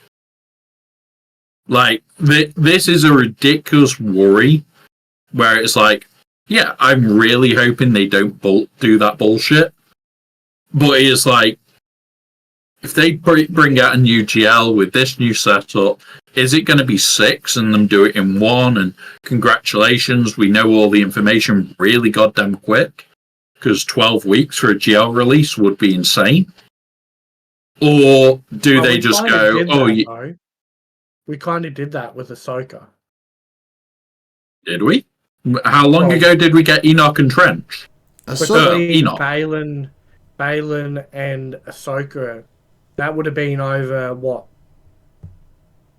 3 months? Ahsoka was officially the first episode or the first era. So, yes. So I mean, this is kind of a random thought, but if we do get GLs in the future, I think they're always going to end in the last. They're never going to be 2 in a year anymore. It's always going to be in December when they're released. Yeah, I think how they did it with Ahsoka is always how they're going to do it with, and it could be the marquees could be completely weird characters that have nothing to do with the lore of the characters anymore. You know, that's another thing is like as long as they're just marquees that are required. I don't think the lore is going to matter at this point because they're running out of characters to worry about the lore, you know. So I think that's how it's going to be. Like I said, my only it was definitely over 3 months since we got Enoch and the Peridia boys, because they are at least 4 or 5 months old now. So Peridia was July 31st. Enoch, and the first one was 14. And Night Trooper was Night Trooper was the first one. All right, so I didn't hear any of those dates at all. So it's already over 6, coming over 6 months. Either way, that was for Balin. They weren't even required for the Ahsoka. They're GL Ahsoka. They're GL Ahsoka. They're not Balin. July 2 was Night Trooper. There you go. Those aren't so July till now. Yeah, they are. Who's Great Mothers and okay, I got you. Yeah. So you're looking at close to 7 months. Well, 6 months for Ahsoka. So 6 months for Ahsoka. That's 2 episodes. Nah. So when did we get Ahsoka? The 12th of December. So 5 months. Yeah. But here's 5 months. So that's still 2 what's its worth. But you got to remember 2 eras in time. So that will be potentially 12 marquees for a new for a new GL. That's all of it in marquee, near enough. And this is what I don't want. And have Balin like a legendary unlock in the middle of it. But it's still not crazy to think. That'd be a 6-month period. Because it also said in the cadence that there's an extra episode for the holidays. I would say that extra episode every year is going to be a GL of some sort. Whether it's a ship or an actual GL. And either way, if you're a whale and you whale on every era, you're going to have the characters, no matter what it's for or how you do it. And how many marquees were needed for Ahsoka? A lot. I've got it pulled up. 6? So Enoch, Peridia, Padawan Sabine, General Syndulla, Yu Yang. So 5? That's and Night Trooper 6. 6? 4, 5, 6. Yeah, 6. So yeah, that can be done in a 3-month period on one of their eras. But it's going to be rough if they do that. It is going to be rough because that's every 2 weeks. Which means like the first 2 of the 6 are actually farmable when should come out. But my thing is, yeah. is the last era of the year could be strictly marquees for the GL, and the era before they can make it, and that's even more marquees. But I've said this before, they're going to continuously add more and more marquees to a GLs. So why not make the last two eras, or the last 1.5 eras, or like a couple from the one before the last era? Maybe not all of them, but a couple of them. Maybe the last two or whatever.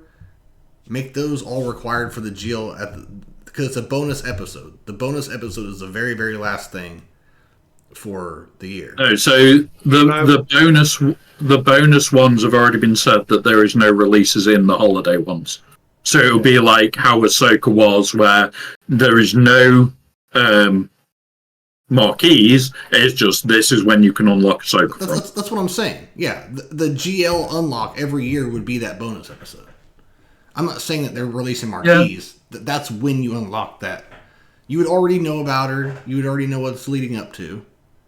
The last era, they would announce, hey, this next era, you're going to need these marquees for the unlock. And maybe they'd tell you a little bit sooner. Maybe 2 eras ahead. But either way, it's not crazy to think you would need 10 fucking marquees per GL. Maybe not that many, but 2 eras worth leading up, because it's still about the same amount of time that we've had with this entire Ahsoka arc. Because guess what? There's 3 marquees that I'm sitting here waiting for them to just give me one to farm. Like all their gear's up, everything's hoarded. I'm sitting here waiting for Huge Wang, Sabine, and whatever the other Jin Sin. I'm waiting for all 3 of them to be farmable. And it's been a long fucking time. And I'm just sitting here waiting and waiting and waiting. So that is because of the holidays. It works out we should already be able to farm Padawan Sabine and Huyang. So I'm expecting Monday that to happen. The only downside is technically General Syndulla should go farmable this week as well. And it's like, I'm sat there going, can we even buy shards for her yet? And she's due to go farmable? What the fuck? Like, that is scary. So we can't buy shards yet? I'm not going to. No, we can't. We can't buy shards for her yet. Yeah, I feel like that's way too long. I feel like with this latest update, with this latest update, they should have said, hey, in this next episode, even if it's one character, I don't care. This character is going to be on this node or whatever. Because this is ridiculous. Everyone, by the time I finish, it's going to be fucking June by the time I get, Glat. Like, this is ridiculous. Yeah. Like, honestly, the fact that all 3 of them are now at the point where they actually should be farmable, and the fact that we can't even get shards for Hera yet, I think we'll move Padawan Sabine and Huyang onto nodes, and Hera will be, like, next update. So she's going to be late. They're just going to go, sod it, we can just deal with it later. Yeah, I agree with that, too. I think General Syndulla will be a bit later. Yeah, she'll go to, here you go, you can now farm bloody her in shards this week. That's where she'll move to. Is that a good thing? Not really. Like, I'm in the same boat as you, Bones, where it's like, I am waiting on all 3 of them for both accounts. And that's it. Literally. One of them will have to be Cantina to catch up. I fucking hope. Like, I need the resources for relics. I hope one is Cantina. Because I'm sitting here thinking, I was proud of myself, how ahead I was on gear and everything. I'm just like, I can't even start working towards 7-star. You know how fucking long that takes as a free-to-play? Like, 3 months. And here we are in January, and they haven't even began to be farmable. I think that's a little ridiculous. It's like they forgot about that. Like we're talking about legendaries being forgotten. It's almost like but someone told me in my stream, like, we're right on pace. Like, it's not as long as we feel like it has been. But, yeah, it needs to be soon either way. Real quick, Captain Amazing, what's up, brother? Thank you for the raid, man. Hope all is well. Hope you had a good stream. Welcome in, everybody. So she should have been in shipments 2 weeks ago, I think, or it was last week. So she is late to shipments, which is the weird part. I get it was in the holiday period, so we can't expect it to be done. I just hope that they go into shipments on Tuesday and it's fine. But it's one of those where it's like, it's ridiculous that it is so late. And it could have been pre-coded in. It could have been pre-set up. So you never know. I think it's a bit shit to say, oh, sorry, we just haven't updated the game because we're on holidays. They could have preset up the... Yeah, to put a character into farmable nodes is not like something that could be fucked up. The internal dude could have put that in, pushed the update. It could have been, but what they could have done is pre-programmed it that, say, on the 2nd of January, this one went onto this node and went farmable. They could have had all that pre-programmed in, and that way, oh look, there's still stuff happening whilst you're on holiday. Yeah. Which is actually then driving your game to spend more money, which is then we're spending more money on the game. Hello, cat. Hello. Yeah. But we steered way off of whatever we're talking about. So what else do you want to talk? What's the next subject? No, it's just questions now. So one thing before we get to questions, though. Are they going to nerf it or not? The Magma Trooper cheese. Does it get nerfed? No. No. Darkrons are designed so they run out. It's just our fucking hard luck for this next, 3 months. Yeah. So part of my feeling is some of the time they have nerfed some of the more ridiculous ones. However, it's everybody's saying, oh, it's 100% win rate against Ahsoka. It actually isn't. It's not 100% win rate. So it's like, come on, yeah, if you're in 5v5s, it is a good win rate, but you're risking timeout because it isn't just oh yeah, you're done. You're risking that it goes cockeyed on you and Hera luckily gets the right fracture off and it's over. It's like, it's not the perfect answer. So do I think they'll nerf it? No. I think they'll look at the win rates on it and go, well, actually, there is some ability for it to cock up. So I think it'll probably be left. What about mind you, the last... Where literally Mon Mothma, you would load in, press auto, and it beat Leia. Yeah, so the Palcrom technically wasn't doing what it was meant to. However, the thing that made me laugh about that Cron is when did they update it? About a week Month before 3. It came out. Yeah. Yeah. So in less than a month of it actually being updated correctly. Who actually cared? Oh yeah, we got to abuse it for 3 months. I think if they're going to update it, it will be that close to the time where it'll be, okay, well, it's updated and we don't care. Yeah. Yeah. I unless it is like literally, remember the Moff Gideon one where just solo would be able to beat teams when it wasn't really designed for that? I think that is probably too far. The Dodge Cron, those sort of things where they're, like game breaking. I think that those sort of ones need to be sort of nipped in the butt, but this sort of thing, nah. We've got it for 4 months. Yeah. Even if it's the one that's beating the newest GL, all that sort of stuff, pretty sure you need like the right, setup and mods and stuff too. It's not like you can just jump in and do it with anything.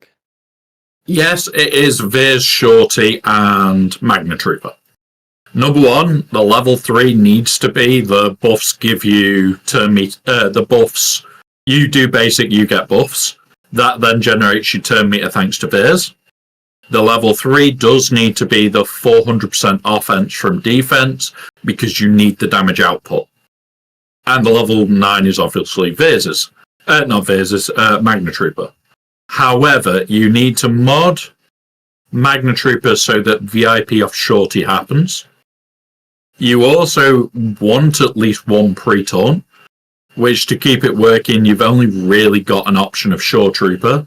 And it's like, even then, it's like, it's not perfect answers. So it's like, are they going to change it? Most likely. Is it going to be changed at a point where it makes any difference to us? Probably not.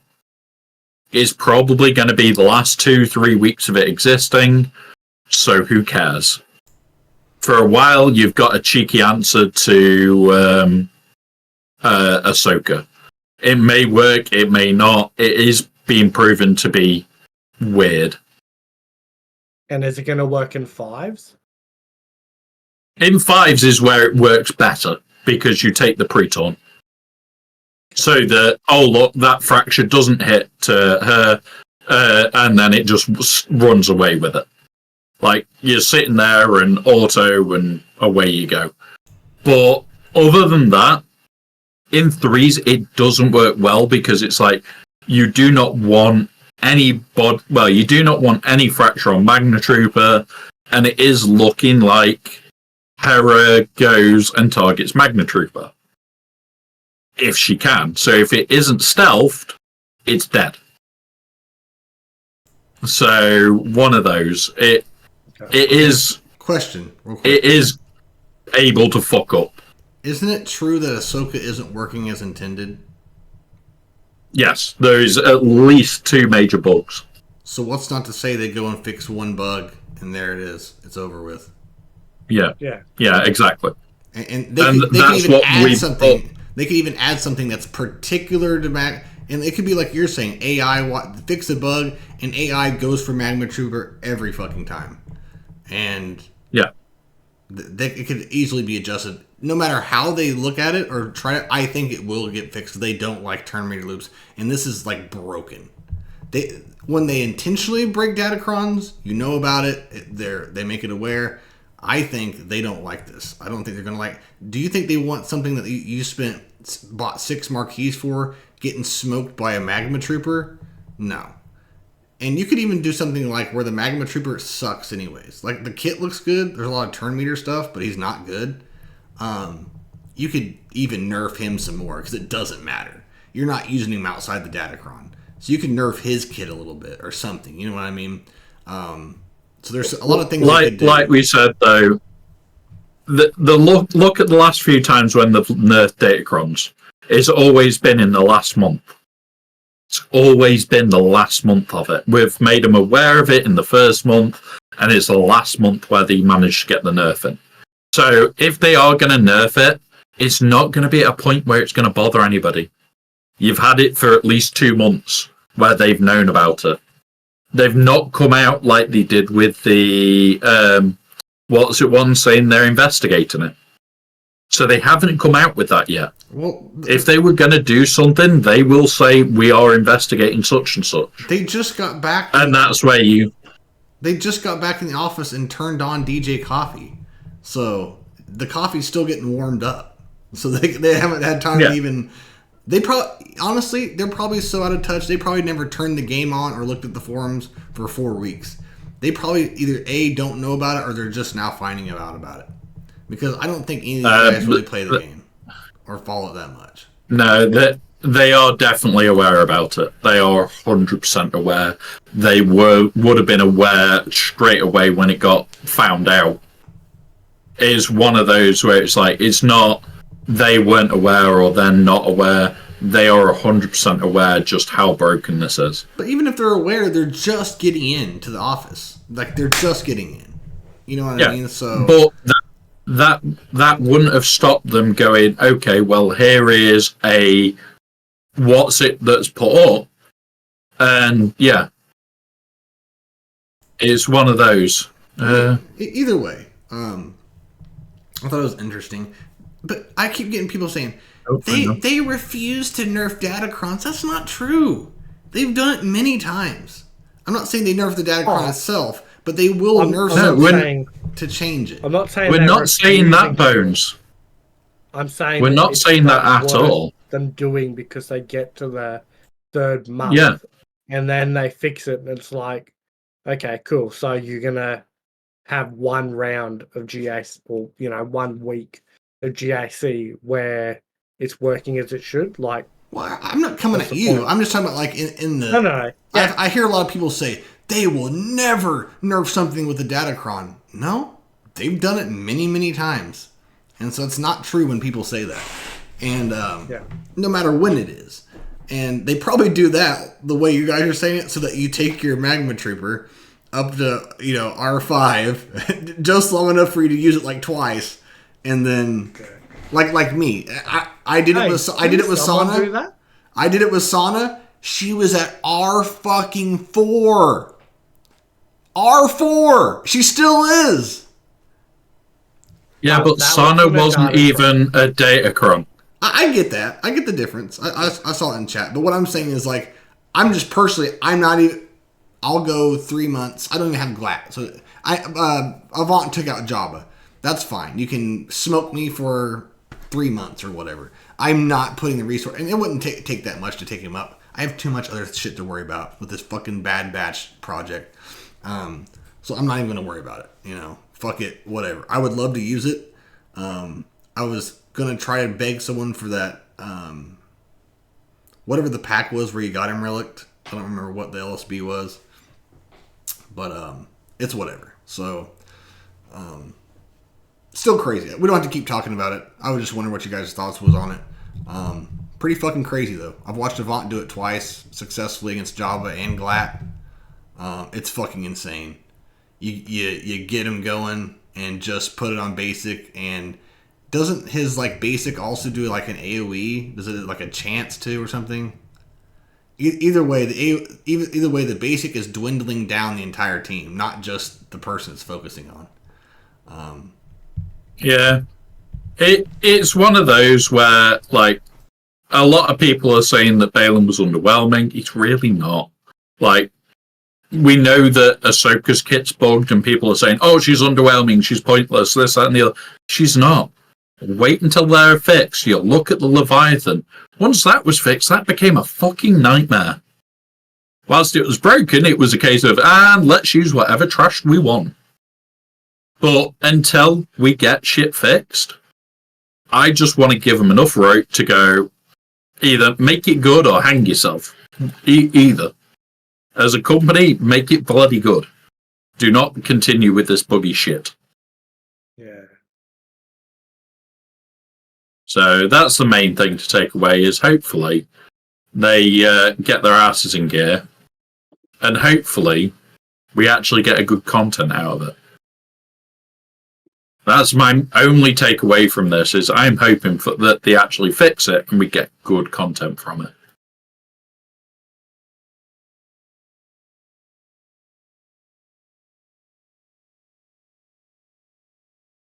Yeah.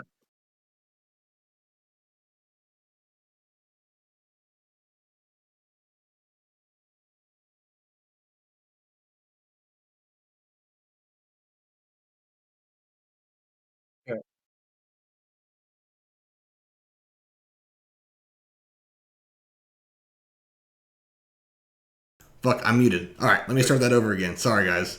Next topic. What I said. Next topic. What I said was. No. Stop it. No.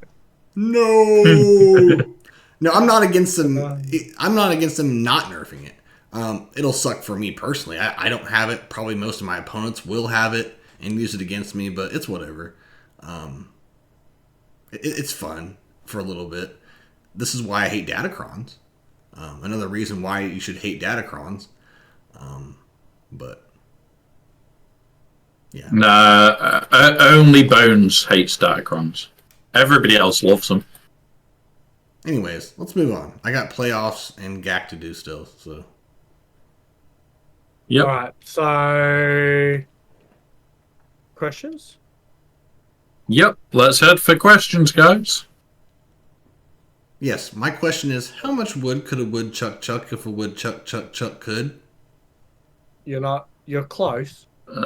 Yeah, I was about to All say, you're close, but you know cigar there. No, that's how we All say right. it in America. That's how it goes in America. Mm. First question from Crafting Way. Crafting way!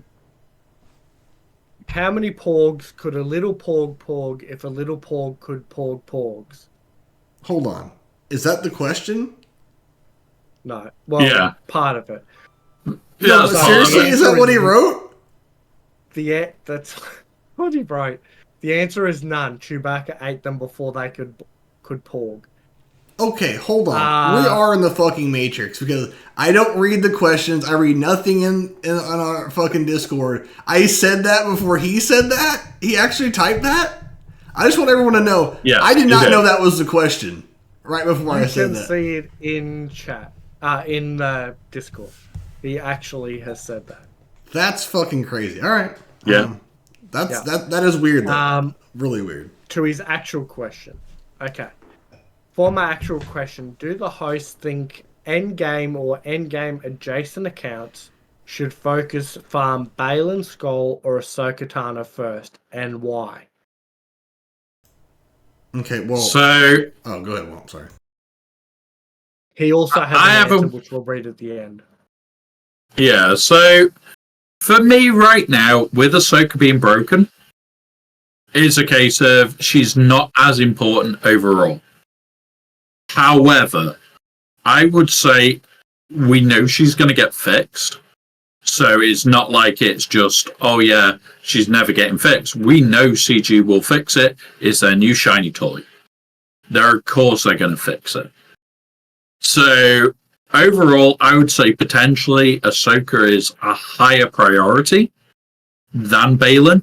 However, if you're close enough that by the end of the month you can be Balin ready, remember Balin will bugger off for at least 3 months, potentially more.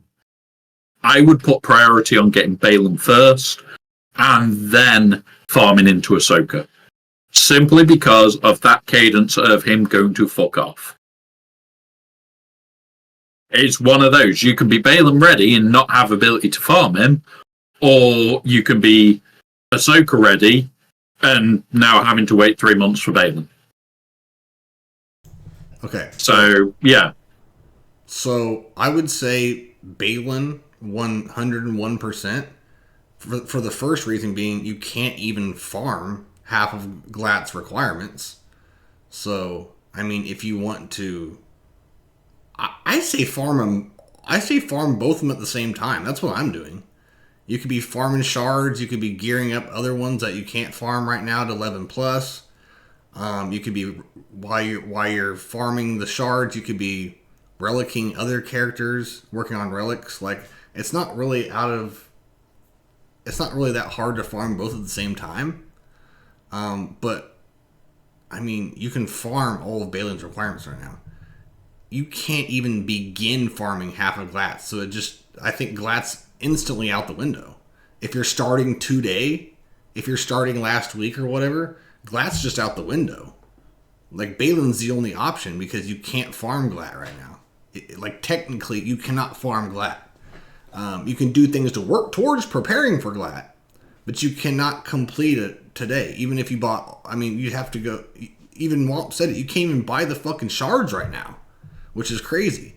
So, yeah, I mean, the easy answer is Balin, especially since Glat is always going to be there, always sitting there in the journey guide waiting. Balin won't be. So even if you don't get him on the second, third, fourth, fifth, whatever, he's on a timed event. So I think those always should take priority for the most part. Now, my answer might be different if you could farm the last 3 Marquis of Glat, but you just can't as of today. So even if they said tomorrow 1 or 2 or more are now farmable, you still have another one you can't farm. So and also you get Great Mothers for Balin. Oh my god, that's a GL team in its own, at least on offense. Like, holy shit, the Great Mother is amazing. She helps you in a lot of other areas besides Grand Arena as well. I mean, so yeah, I would say Balin. Mike, what do you think? Yeah. I'm disagreeing with both of you. The one Nothing thing new that there. sticks out. No, well, yeah. The one thing that sticks out to me is they said that Ahsoka would have a raid attached to her, right? Yeah. We've just gone on about how they're probably going to spring on us all these marquees to be the best team, but they did tell us, like, what, July, that Ahsoka was going to would have her own raid. They officially So, said that? yeah. Okay, I don't remember that. Yeah, it was in one of the FAQs, and I did go hunting for it the other day, and they basically said new GLs would get a raid. Now, they did not say when that would be. But they said They the didn't. new GL would get a raid. So Yeah, you would assume that that raid would then be, the next featured raid would be the newest GL. yeah. That's The the thing is, assumption. it's like, it's an assumption. I'm really hoping that is the case. But at the same time, it's like, do you trust CG to remember what they said last week? Let alone freaking 9 months back. Well, over a year back. I think that they've got the raid on paper planned.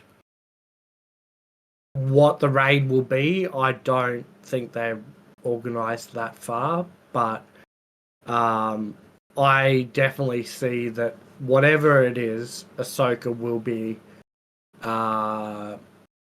we assume, the best team, like Leia was, Jabba was. Yeah.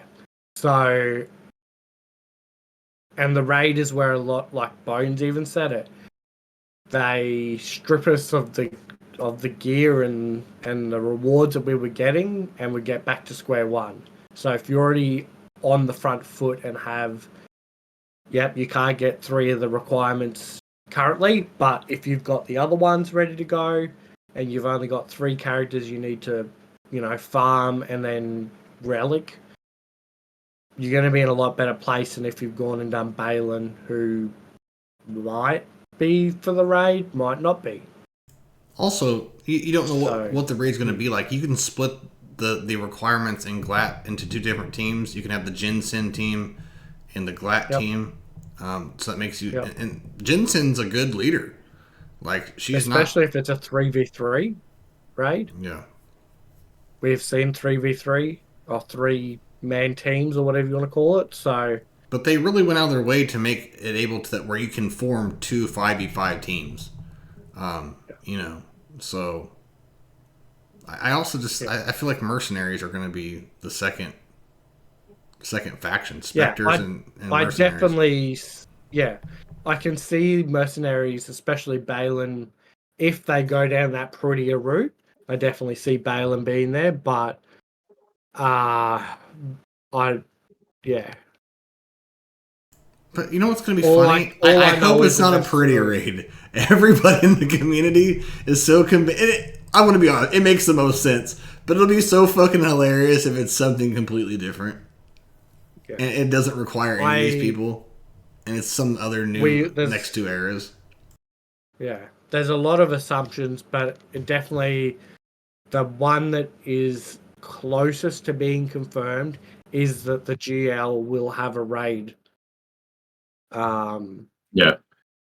That's what I'm clinging to, and that's where I would say that Ahsoka would be the better choice, especially if you rely on those raid rewards. If your guild's barely doing the raid, then it's not a big deal, right? But like our guild, the Hutts, we really pushed Jar Jar and the Gungans. So we pretty quickly got a decent box in the raid, and then sort of had, what do we have, 13 maybe people got him that second time around, but the rest of the guild already had him, sort of thing. So, yeah. But what you just said still makes me think that the raid isn't going to be here until the end of the second era. Because it's going to take me at least 3, 4, maybe even 5 months to get Glat unlocked, pimped out, ready to go for a raid.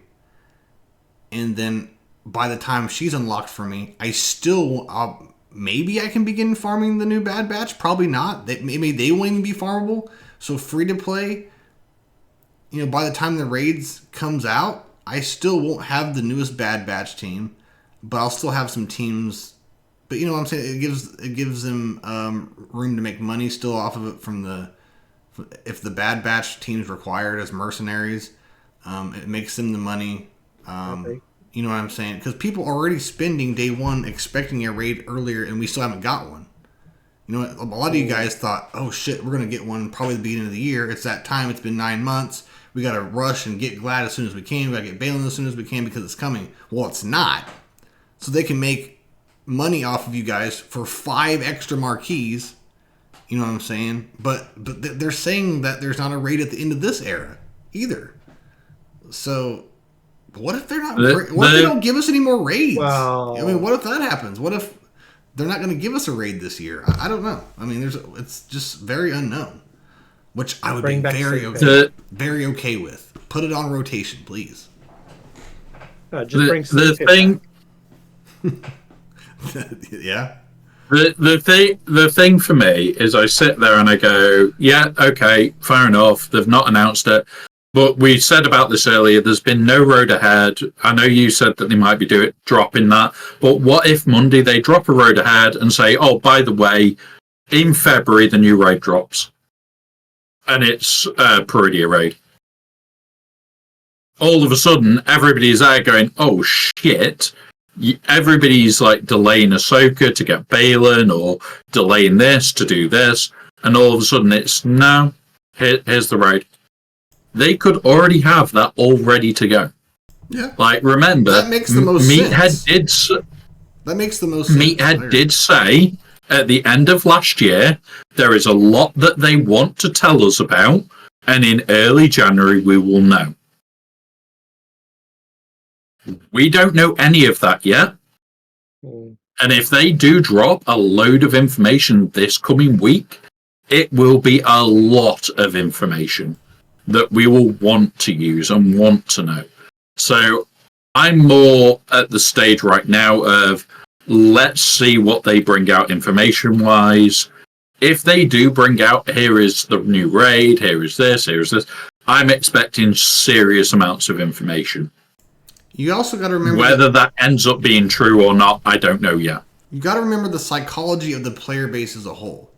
If we go 1 week out of the entire year, like every time there's a week where there's no news, we're fucking antsy.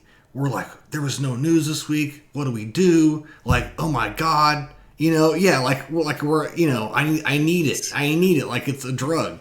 So you got to remember, they also like to drip us information every week, so we have enough to talk about. We got our fix. I'm not saying there's not going to be a road ahead. I know I said like, maybe they're trying to get away with it. None of us really know what the fuck they're thinking at this time because they're changing how they do things so much that we're used to. And so I'm not saying you're wrong. I'm not saying I'm right, but like they do like to drip us information. Just give us at least something. But they haven't been because they've been on holiday. But I think this was our little drip. I think next week we'll get some kits. That'll give us enough to talk about for that week. You know what I'm saying? Maybe you'll get your road ahead. But I know they don't like to give us too much information. But they do drop road aheads and they give us everything. But they're probably going to put off that road ahead as long as they can. I would say the end of January is when you'd see it, if you get it. Because, 1 week's going to give us kits. They could probably find some other weird stuff to give us for the third week in January. I don't know I guess next week is the third week, right? What week are we in? Yeah. Yeah, so we would get kits. We would get kits this next week. Would be there. Yeah, so we would get kits this coming week, and then if we get a road ahead, it'd probably be the last week in January. Yeah, I've got a feeling what we'll end up with is this week we're going to get the kits because of Omega. next Friday we'll get some more information again, and the following Friday where it's then Batcher's kit, that's more likely when they'll do it, is like the end of next week. That way the information's nice and spread out, it's not all lumped together. But again, it's that moment of, are they going to do that? Are they going to wait till the tail end of January when they purposely said there's so much information coming out in January? Because he said he can't wait to get back to share it with us. I am very wondering if, like, they had a load of this pre-written, ready to go out, and something has changed that means they can't send it out yet. Maybe something in the background has changed that means that a character isn't going to be ready. Or something has changed that means what they're about to put out is just going to be delayed. So maybe it's a case. Yeah, exactly. CG Coffee, the power cord might have got cut over the holiday period. You never know what's happened. But all three of us have said today. All three of us have said today that. Sorry to interrupt. That if they say something way back, it's hard to count on their exact date. They could say on fucking January 31st there will be a road ahead 6 months ago, but most likely that never follows through. You know, and that goes for a lot of gaming companies, not just CG. Like, I'm not holding that against them or saying it's a bad thing. A lot of things get set back. That's why they try to not promise or say things too much way ahead of time, because, you know, it's going to get people excited, and when that time comes and they don't get it, we're pissed off. So that's why I do understand why they don't say things ahead of time too much, because usually they're wrong.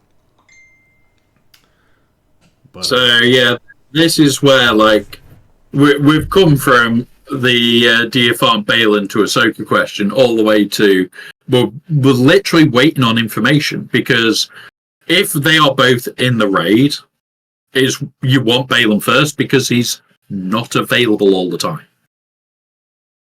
But at the same time, it's you want GL Ahsoka as soon as you can because she's going to be the biggest impact. And that's what it comes down to, guys, is because we don't have more information yet, and we don't know when Balin is back. He is due back on the 30th of this month. That is exactly 3 months. But he could drop before that. They could turn around on Monday and say, oh yeah, Balin's kit event comes back on Thursday. We don't know yet. We're waiting. And honestly, yeah, I'm now Balin ready, but it's one of those of my next job on my account is going for Ahsoka. It's one of those of, can I afford to put it off? No. Should I be putting it off? Fuck no. The only thing that I'm waiting on is Padawan Sabine, Hoyang, and bloody Hera, bloody shards. And then I'll be on just gear and relics. So, one of those. Yeah, my final answer is farm both. If you're an in-game account, if you're 10 million plus, you should be farming the newest stuff. Even if you don't have LV, even if you don't have C, farm the newest stuff. Because a lot of those older characters don't have assault battles tied to them. They don't have rote battles tied to them.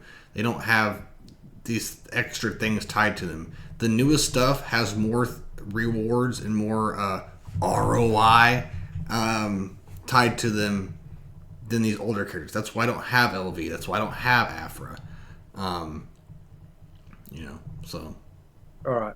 So, Crafting Way has responded sort of his thoughts as well. So, I'm personally farming for Balin Skull first, as his event is due sometime in the next month, maybe 2, while Ahsoka Tano will be available permanently.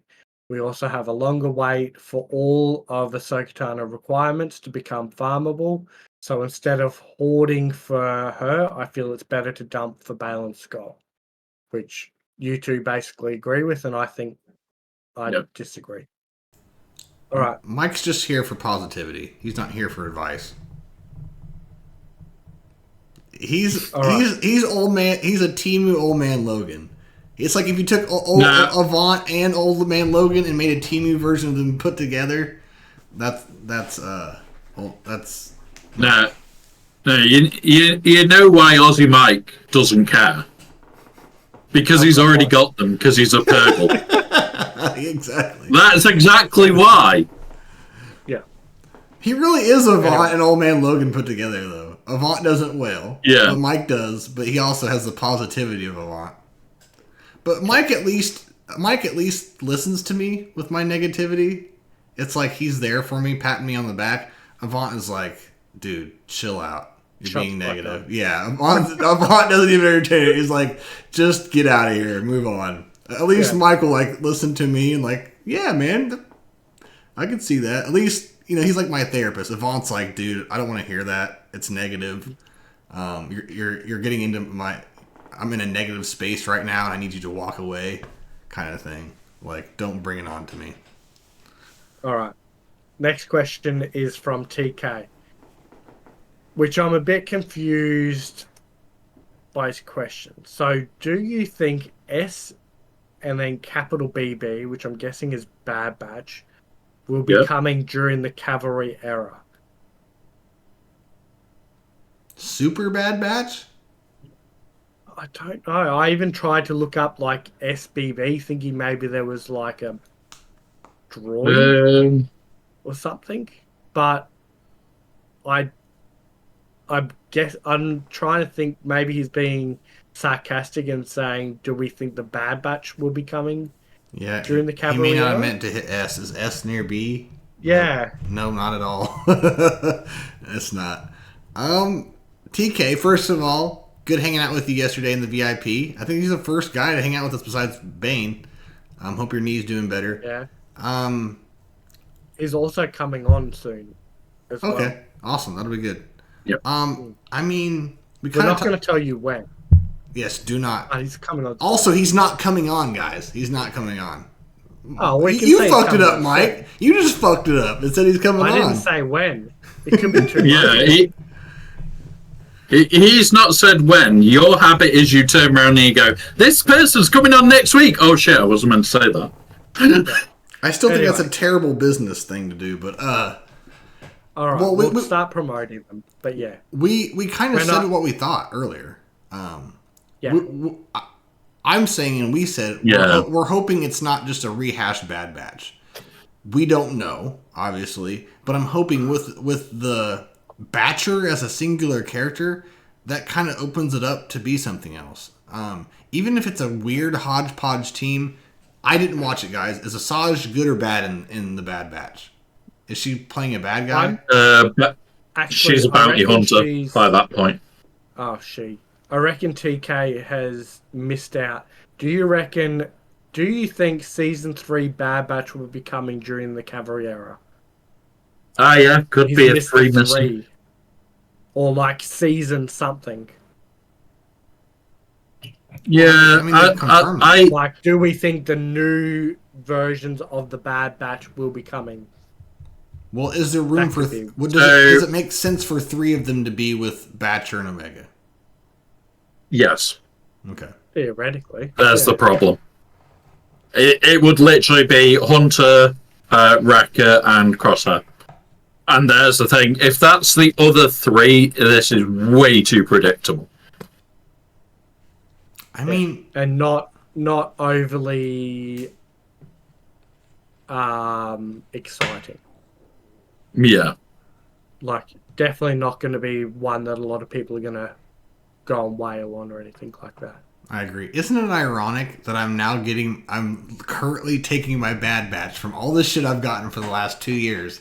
I'm taking them to Relic. And right as I'm taking them to Relic, a brand new Bad Batch team is coming out. I just think it's ironic. Hey, just think, Bones, you might actually get some use out of your Bad Batch. But then again, like, they're getting beat by Qui-Gon Jinn now. You know what I mean? Like, I use mics and they beat me. You know what I mean? So, are they useful? And well, I mean, there'll be R9, so surely an R9 team can take it out. You're actually using sort of incorrectly. Qui-Gon, not Qui-Gon, Quad May uses Tech. Tech? Yeah. No, Echo, sorry. Echo. In the team. and it's difficult to beat. So what do you mean I'm using them So, incorrectly? Quad May, so Padawan, the team Obi-Wan, gets Master the Qui-Gon, team just gets split apart. yeah, Echo, and then a tank. So like Mace or You know what else sucks? Is I could don't do- have Quad May. I'm gonna have R9 Bad Batch, but I have no Quad May team.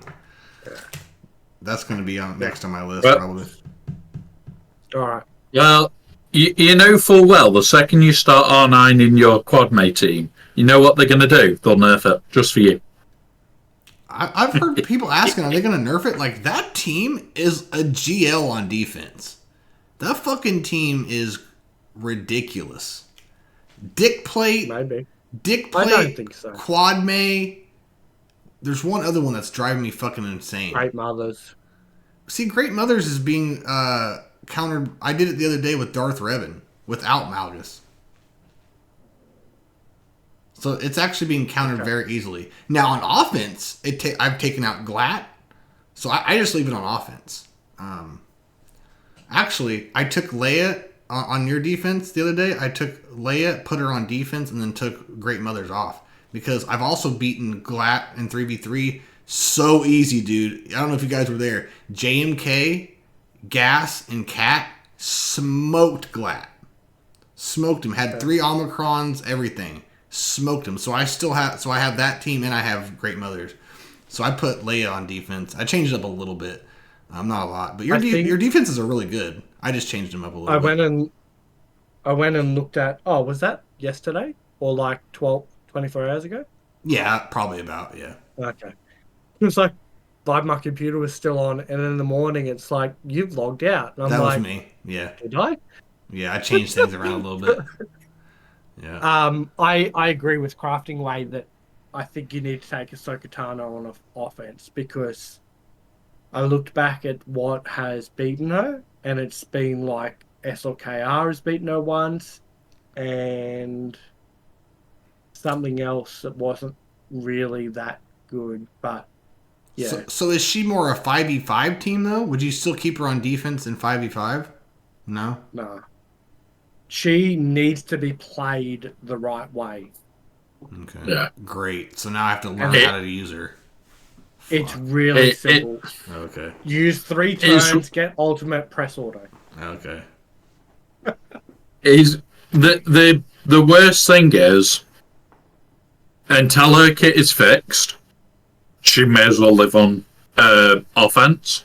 When her kit is fixed, it's then going to be, let's test her on defense again, because she'll be a different kettle of fish again.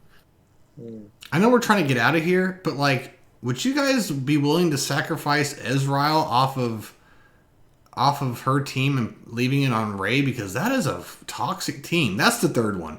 Dick Plate, Quad May, and fucking Ray Ezreal. My God. You can beat it 3 times, and then she'll fuck you over the next 3 times. And you can do the same exact shit. You know, I've been using Seer, Malicos, and Crew, and that's got me the most success. And I've been trying Seer, Malicos, and Starkiller, getting 0 success. Last time on stream, I used the first team I said, and someone goes, "Why didn't you use Seer, Malicos, and Starkiller?" I was like, it doesn't work. It doesn't work like, I mean, I don't know. Maybe you guys are having more success than me, but would you be willing to, should we start sacrificing and leaving and put like Fulcrum in his place or something? And So if you have got the Fulcrum, if you've got the Ahsoka Tano GL, the answer's no, because it makes that team even more annoying from hell. Okay. Or like if you're attacking with it, it makes it ridiculously strong on attack. If you haven't got GL Ahsoka, leaving him on Ray is really fucking annoying. It's like, really bad. Every single round this time, it's like, yeah, I'm going to the instant answer of, I'm just going to beat the snot out of it with the Seer, Malicos, and Starkiller, and that is the only way I can beat it. I can't beat it with normal. I have tried. I can't beat it with the Starkiller army. We tried that earlier. And it's like, there is a mess of what can actually beat it. Okay, hold on. Yeah. So if I use Seer, Malicos, and Starkiller, am I using the Malicos cron then, or the Starkiller cron? Starkiller cron. See, that's what I've been doing. I'll have to go back to trying that. I'll start doing that, but it does work surprisingly well. Like, once it gets going, it's over. But you've got to get it going. Okay. You've got to get it taking turns, and once you've got it taking turns, Starkiller starts destroying everything instantly. I'm interested in your strategy then. Like, who are you trying to get down to damage immunity first? So my main target is Ben straight away, because he's going to make the Ray issue an issue. Once Ben's in damage immunity, I'm targeting Ezra, and I'm trying to destroy him as fast as I can. So, damage immunity, Ben, and then just go all in on Ezreal until he's gone? Yeah. Okay. Yeah, and then keeping Ray under control so she hasn't got that inspired bullshit. Get that off the second she goes into and then bang, okay, Ezra's just gone, and then I can just burn the team out. Yeah, see, I've been leaving Ezreal last for damage immunity, and it doesn't work. It doesn't work. I think you got to get him out and then just focus on the other ones. Worry about them last, because the longer Ezreal's in there, the quicker that match fucks you over. You know what I mean? But yeah, there's hundreds of ways and different ways to do it, and it all depends on what you're most comfortable with. Like, if you're not comfortable with bringing them and keeping them low, there's no point in trying to do that. But if you're comfortable keeping them low and hope, then yeah, do that. It's one of those where it's like, there's not just one way to play the team. There is an efficient way to play it, but like, I kill Ezra very, very quickly, and then it's okay, well, Ray Ben is not a problem for that team. In fact, at that point, that team is more than overkill. It's just Ezra makes that team a problem. I'd rather. So that's why I do it the way. I've used Leia's on that team for cleanup because I can't beat it. So, or not cleanup, but like, I'll get my ass whooped the first time with my Seer, and then I'm like, well, all I have is Leia now. So, overkill's fine with me if I can beat it with Starkiller and Malicos. But alright, I was just wondering how that worked. Do we have anything else to talk about? Yeah. Okay. Last question. One more question. Okay. Okay, so if you could create a Star Wars movie or show or remake that would be R-rated with Deadpool level of violence, what story would you like to see made? It's from Bane. I've never really requested violence. I mean, honestly, there's been some pretty good violence in Star Wars. I mean, decapitations. There's one obvious answer. Acolyte? Order 66? Yeah. Where you just follow Anakin or Vader. You want to see the kids get their head decapitated, don't you? No. What did you just say, Bones? Decapitated? Yeah. Do you mean decapitated? Yeah. Yeah. But that whole... Even if you admit that scene, because, okay, fair enough, but remember when Grogu gets rescued and they go into that, like, from the Jedi side of things? I think that Order 66, if you just went from different perspectives, like, go through all the Jedi deaths. I think they did a bad job at just going through that in what we've seen. So I think running with what you're saying, just a series of extending out that scene and maybe going a little beyond it, where you know what I'm saying. We just saw a quick montage of shooting them down. There's probably a bunch of Jedi that died in books or comics that we don't even if you haven't read them, you don't even know about. So if you did like a series of that entire thing, draw it out, that would be pretty cool. I know exactly where I'm going with this, and it is very, very fun. Chiss Ascendancy. Done. What's that? Actually, Yeah. that's the Thrawn books that I'm currently listening / reading. Like, you could turn those into a vicious, violent book. It's basically... And it would be absolutely brutal. Yeah, so it sort of follows Thrawn's rise, and you learn sort of about like how he became so tactical and stuff.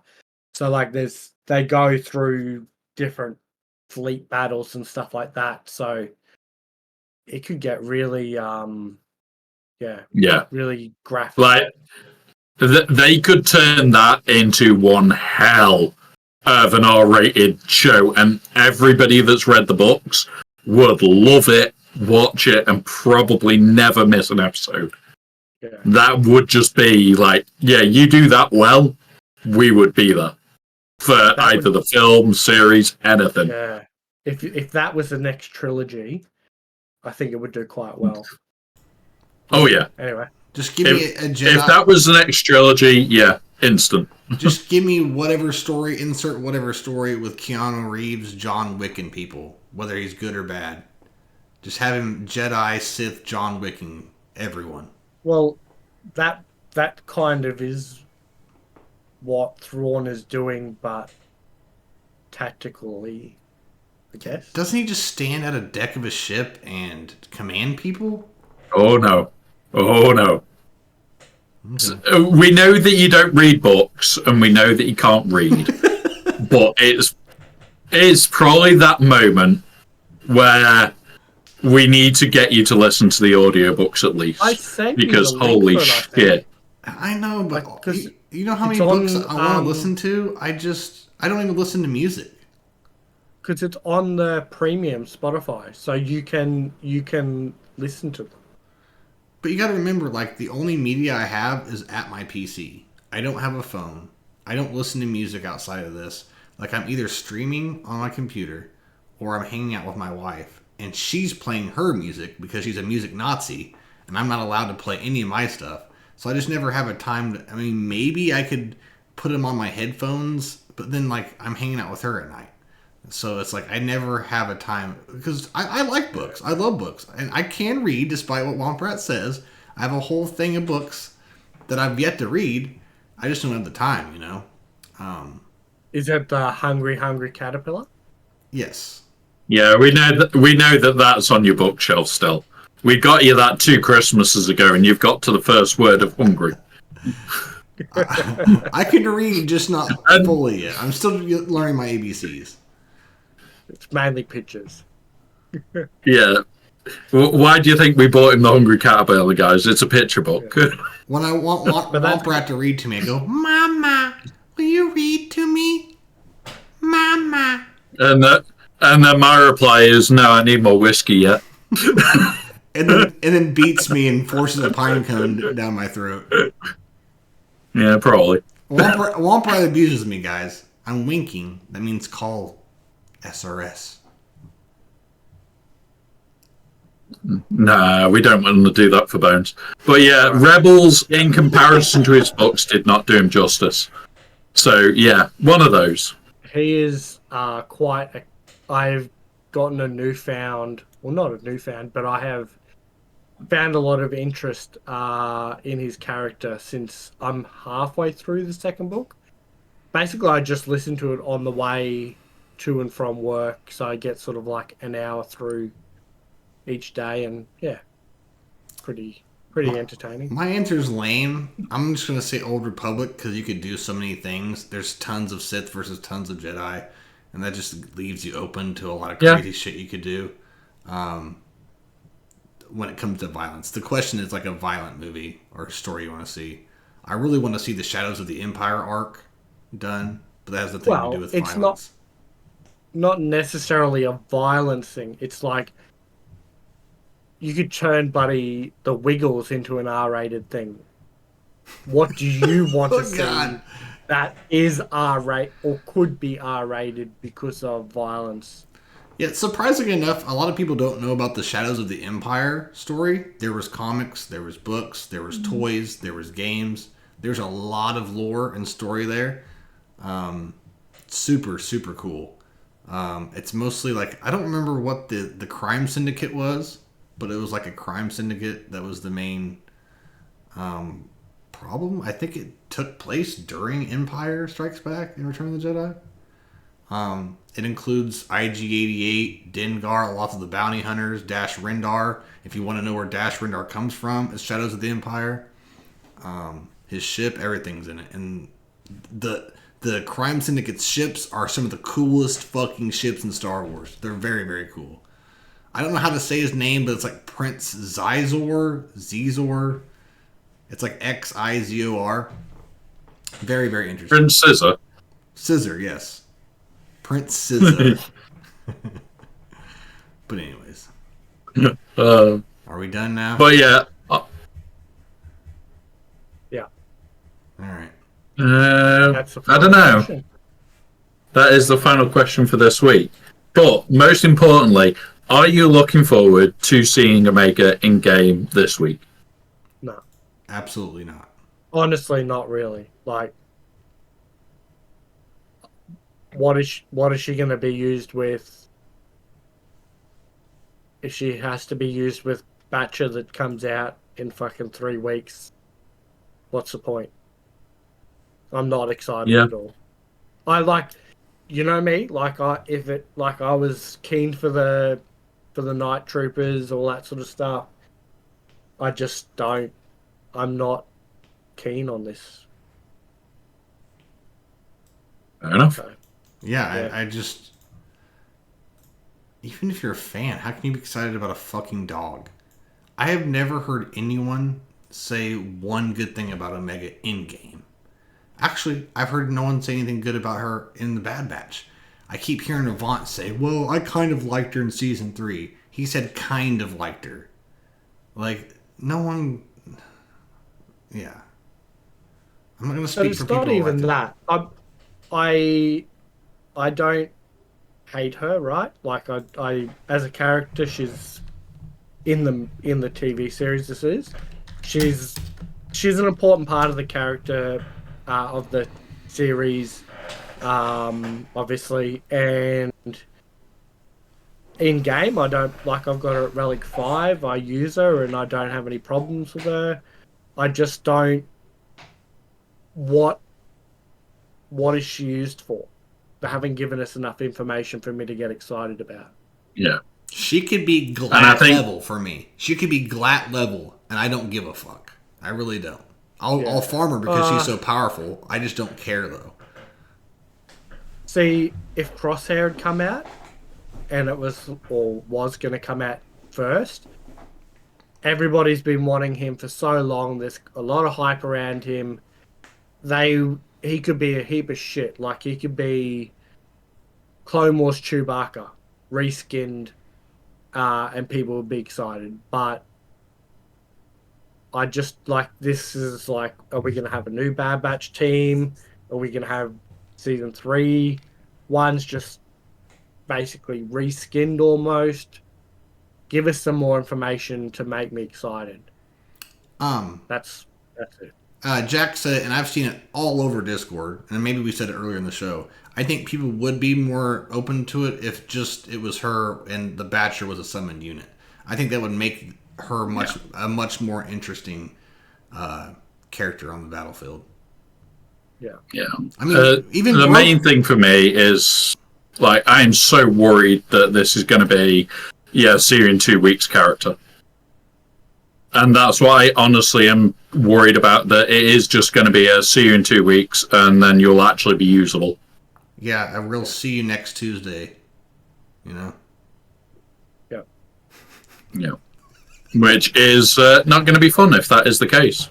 Because it's like, well, why would I farm the character now? I can wait. Hey, isn't Omega Boba Fett's sister? Yep.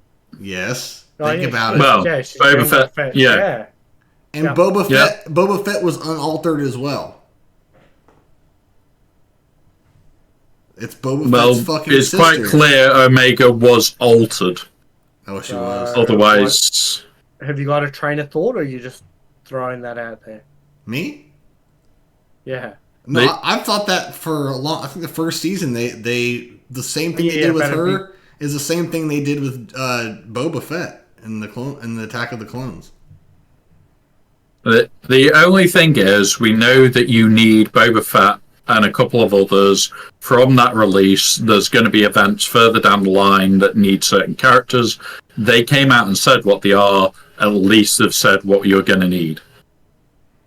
Whether it's going to be good or not, that's wait to actually have it happen. We're not done with this discussion. Crafting Way says she is. Boba was codenamed Alpha, and that's why her name's Omega. He was the first unaltered. She was the last unaltered. How can she be unaltered? Like, she wasn't like all the clone troopers were made to like think and and look the same and everything, built the same so they could be soldiers. How can she be unaltered? Yeah, and that's the point. She is female. She's the only female clone. Yeah. There's the issue. She's a female clone of Boba Fett. She is in some way, shape, or form altered. Yeah, so they're sister and brother. Yeah. Okay, let's get the fuck out of here, guys. I got a lot to do today. Yeah. Okay. Yeah. Yeah. I just want to say thank you guys for the follows, for the raids, for the subscriptions. We had a hype train today, all that good stuff. Yeah. Thank you guys for the support, continuing support. Thank you for the kind messages that we get saying you guys look forward to the stuff. It means a lot. I have to get up early for you guys, so you should appreciate me. You should thank me. And we every don't day. Just cancel on the last minute either. So yeah, like those three scoundrels. We don't do that shit. Those three scoundrels fucks. Because we get everybody waiting. We give the news out before everyone because the scoundrels get it after they do their show. So this is the place to be. Just because someone's got a little bit of a sickness, we don't stop. Every other week. No. one of us three have got like a cough. We go and cancel. But yeah, so we appreciate everyone. No jokes. So hopefully Logan is okay and doesn't have any problems with his COVID. So yep. Yeah, he's okay. He was streaming Elden Ring with me yesterday. Oh yeah, that's right. But yeah, thank you guys for all the support. We really appreciate y'all. Our stuff is growing. Me and Womp's channels are getting more and more people in, so we really appreciate it. This show's getting bigger. So as always, Womp. As always, guys, absolutely thank you for being here. It's been brilliant yet again. Thank you for being on my stream before. If you weren't. Come join us. We have a laugh. But other than that, guys, it's always great to see you all. It's always great. We can have a laugh. We can have a joke every week. Like this tomorrow, I'm painting Captain Rex. Tonight, in about half an hour's time, I'm hopefully going to run to town and try and get hold of the paint that I need. And that's it. That's all my job is today. So, yeah. Enjoy, guys. And thank you very much. And say something. No, thanks guys for coming along. It's great to have you guys back. And next week we will have TK and hopefully Mateus. You were supposed to tell him. As a host. You said we need to promote it, so yeah. TK will be able to go over his question and we'll figure out what he was trying to say. Yeah. Thanks for coming along, guys. All right, guys, we're out of here. Love y'all. Yeah. I can't run to town, but yeah. Like if you want to come in, people who are VIPs and subs and that, we're gonna be in the chat for a little bit longer. If you guys want to hop in and have a chat and say hi and tell Bones what the fuck was he talking about. So yeah, that's true. If you are subbed at all, even if you were gifted a sub, we have a VIP section in the Discord. Come by and hang out with us for a little bit while I upload the video, and we'll talk a little bit and all that good stuff. Yep. So, all right. And even I'll be doing the video edits as well in that. All right, let's get the hell out of here. All right. So, cool. who are we raiding? Who are we raiding? Braves Fantan. We're gonna Right. go raid Braves Fantan. Right, cool. Later, guys. See ya. Right. Is that the stream done?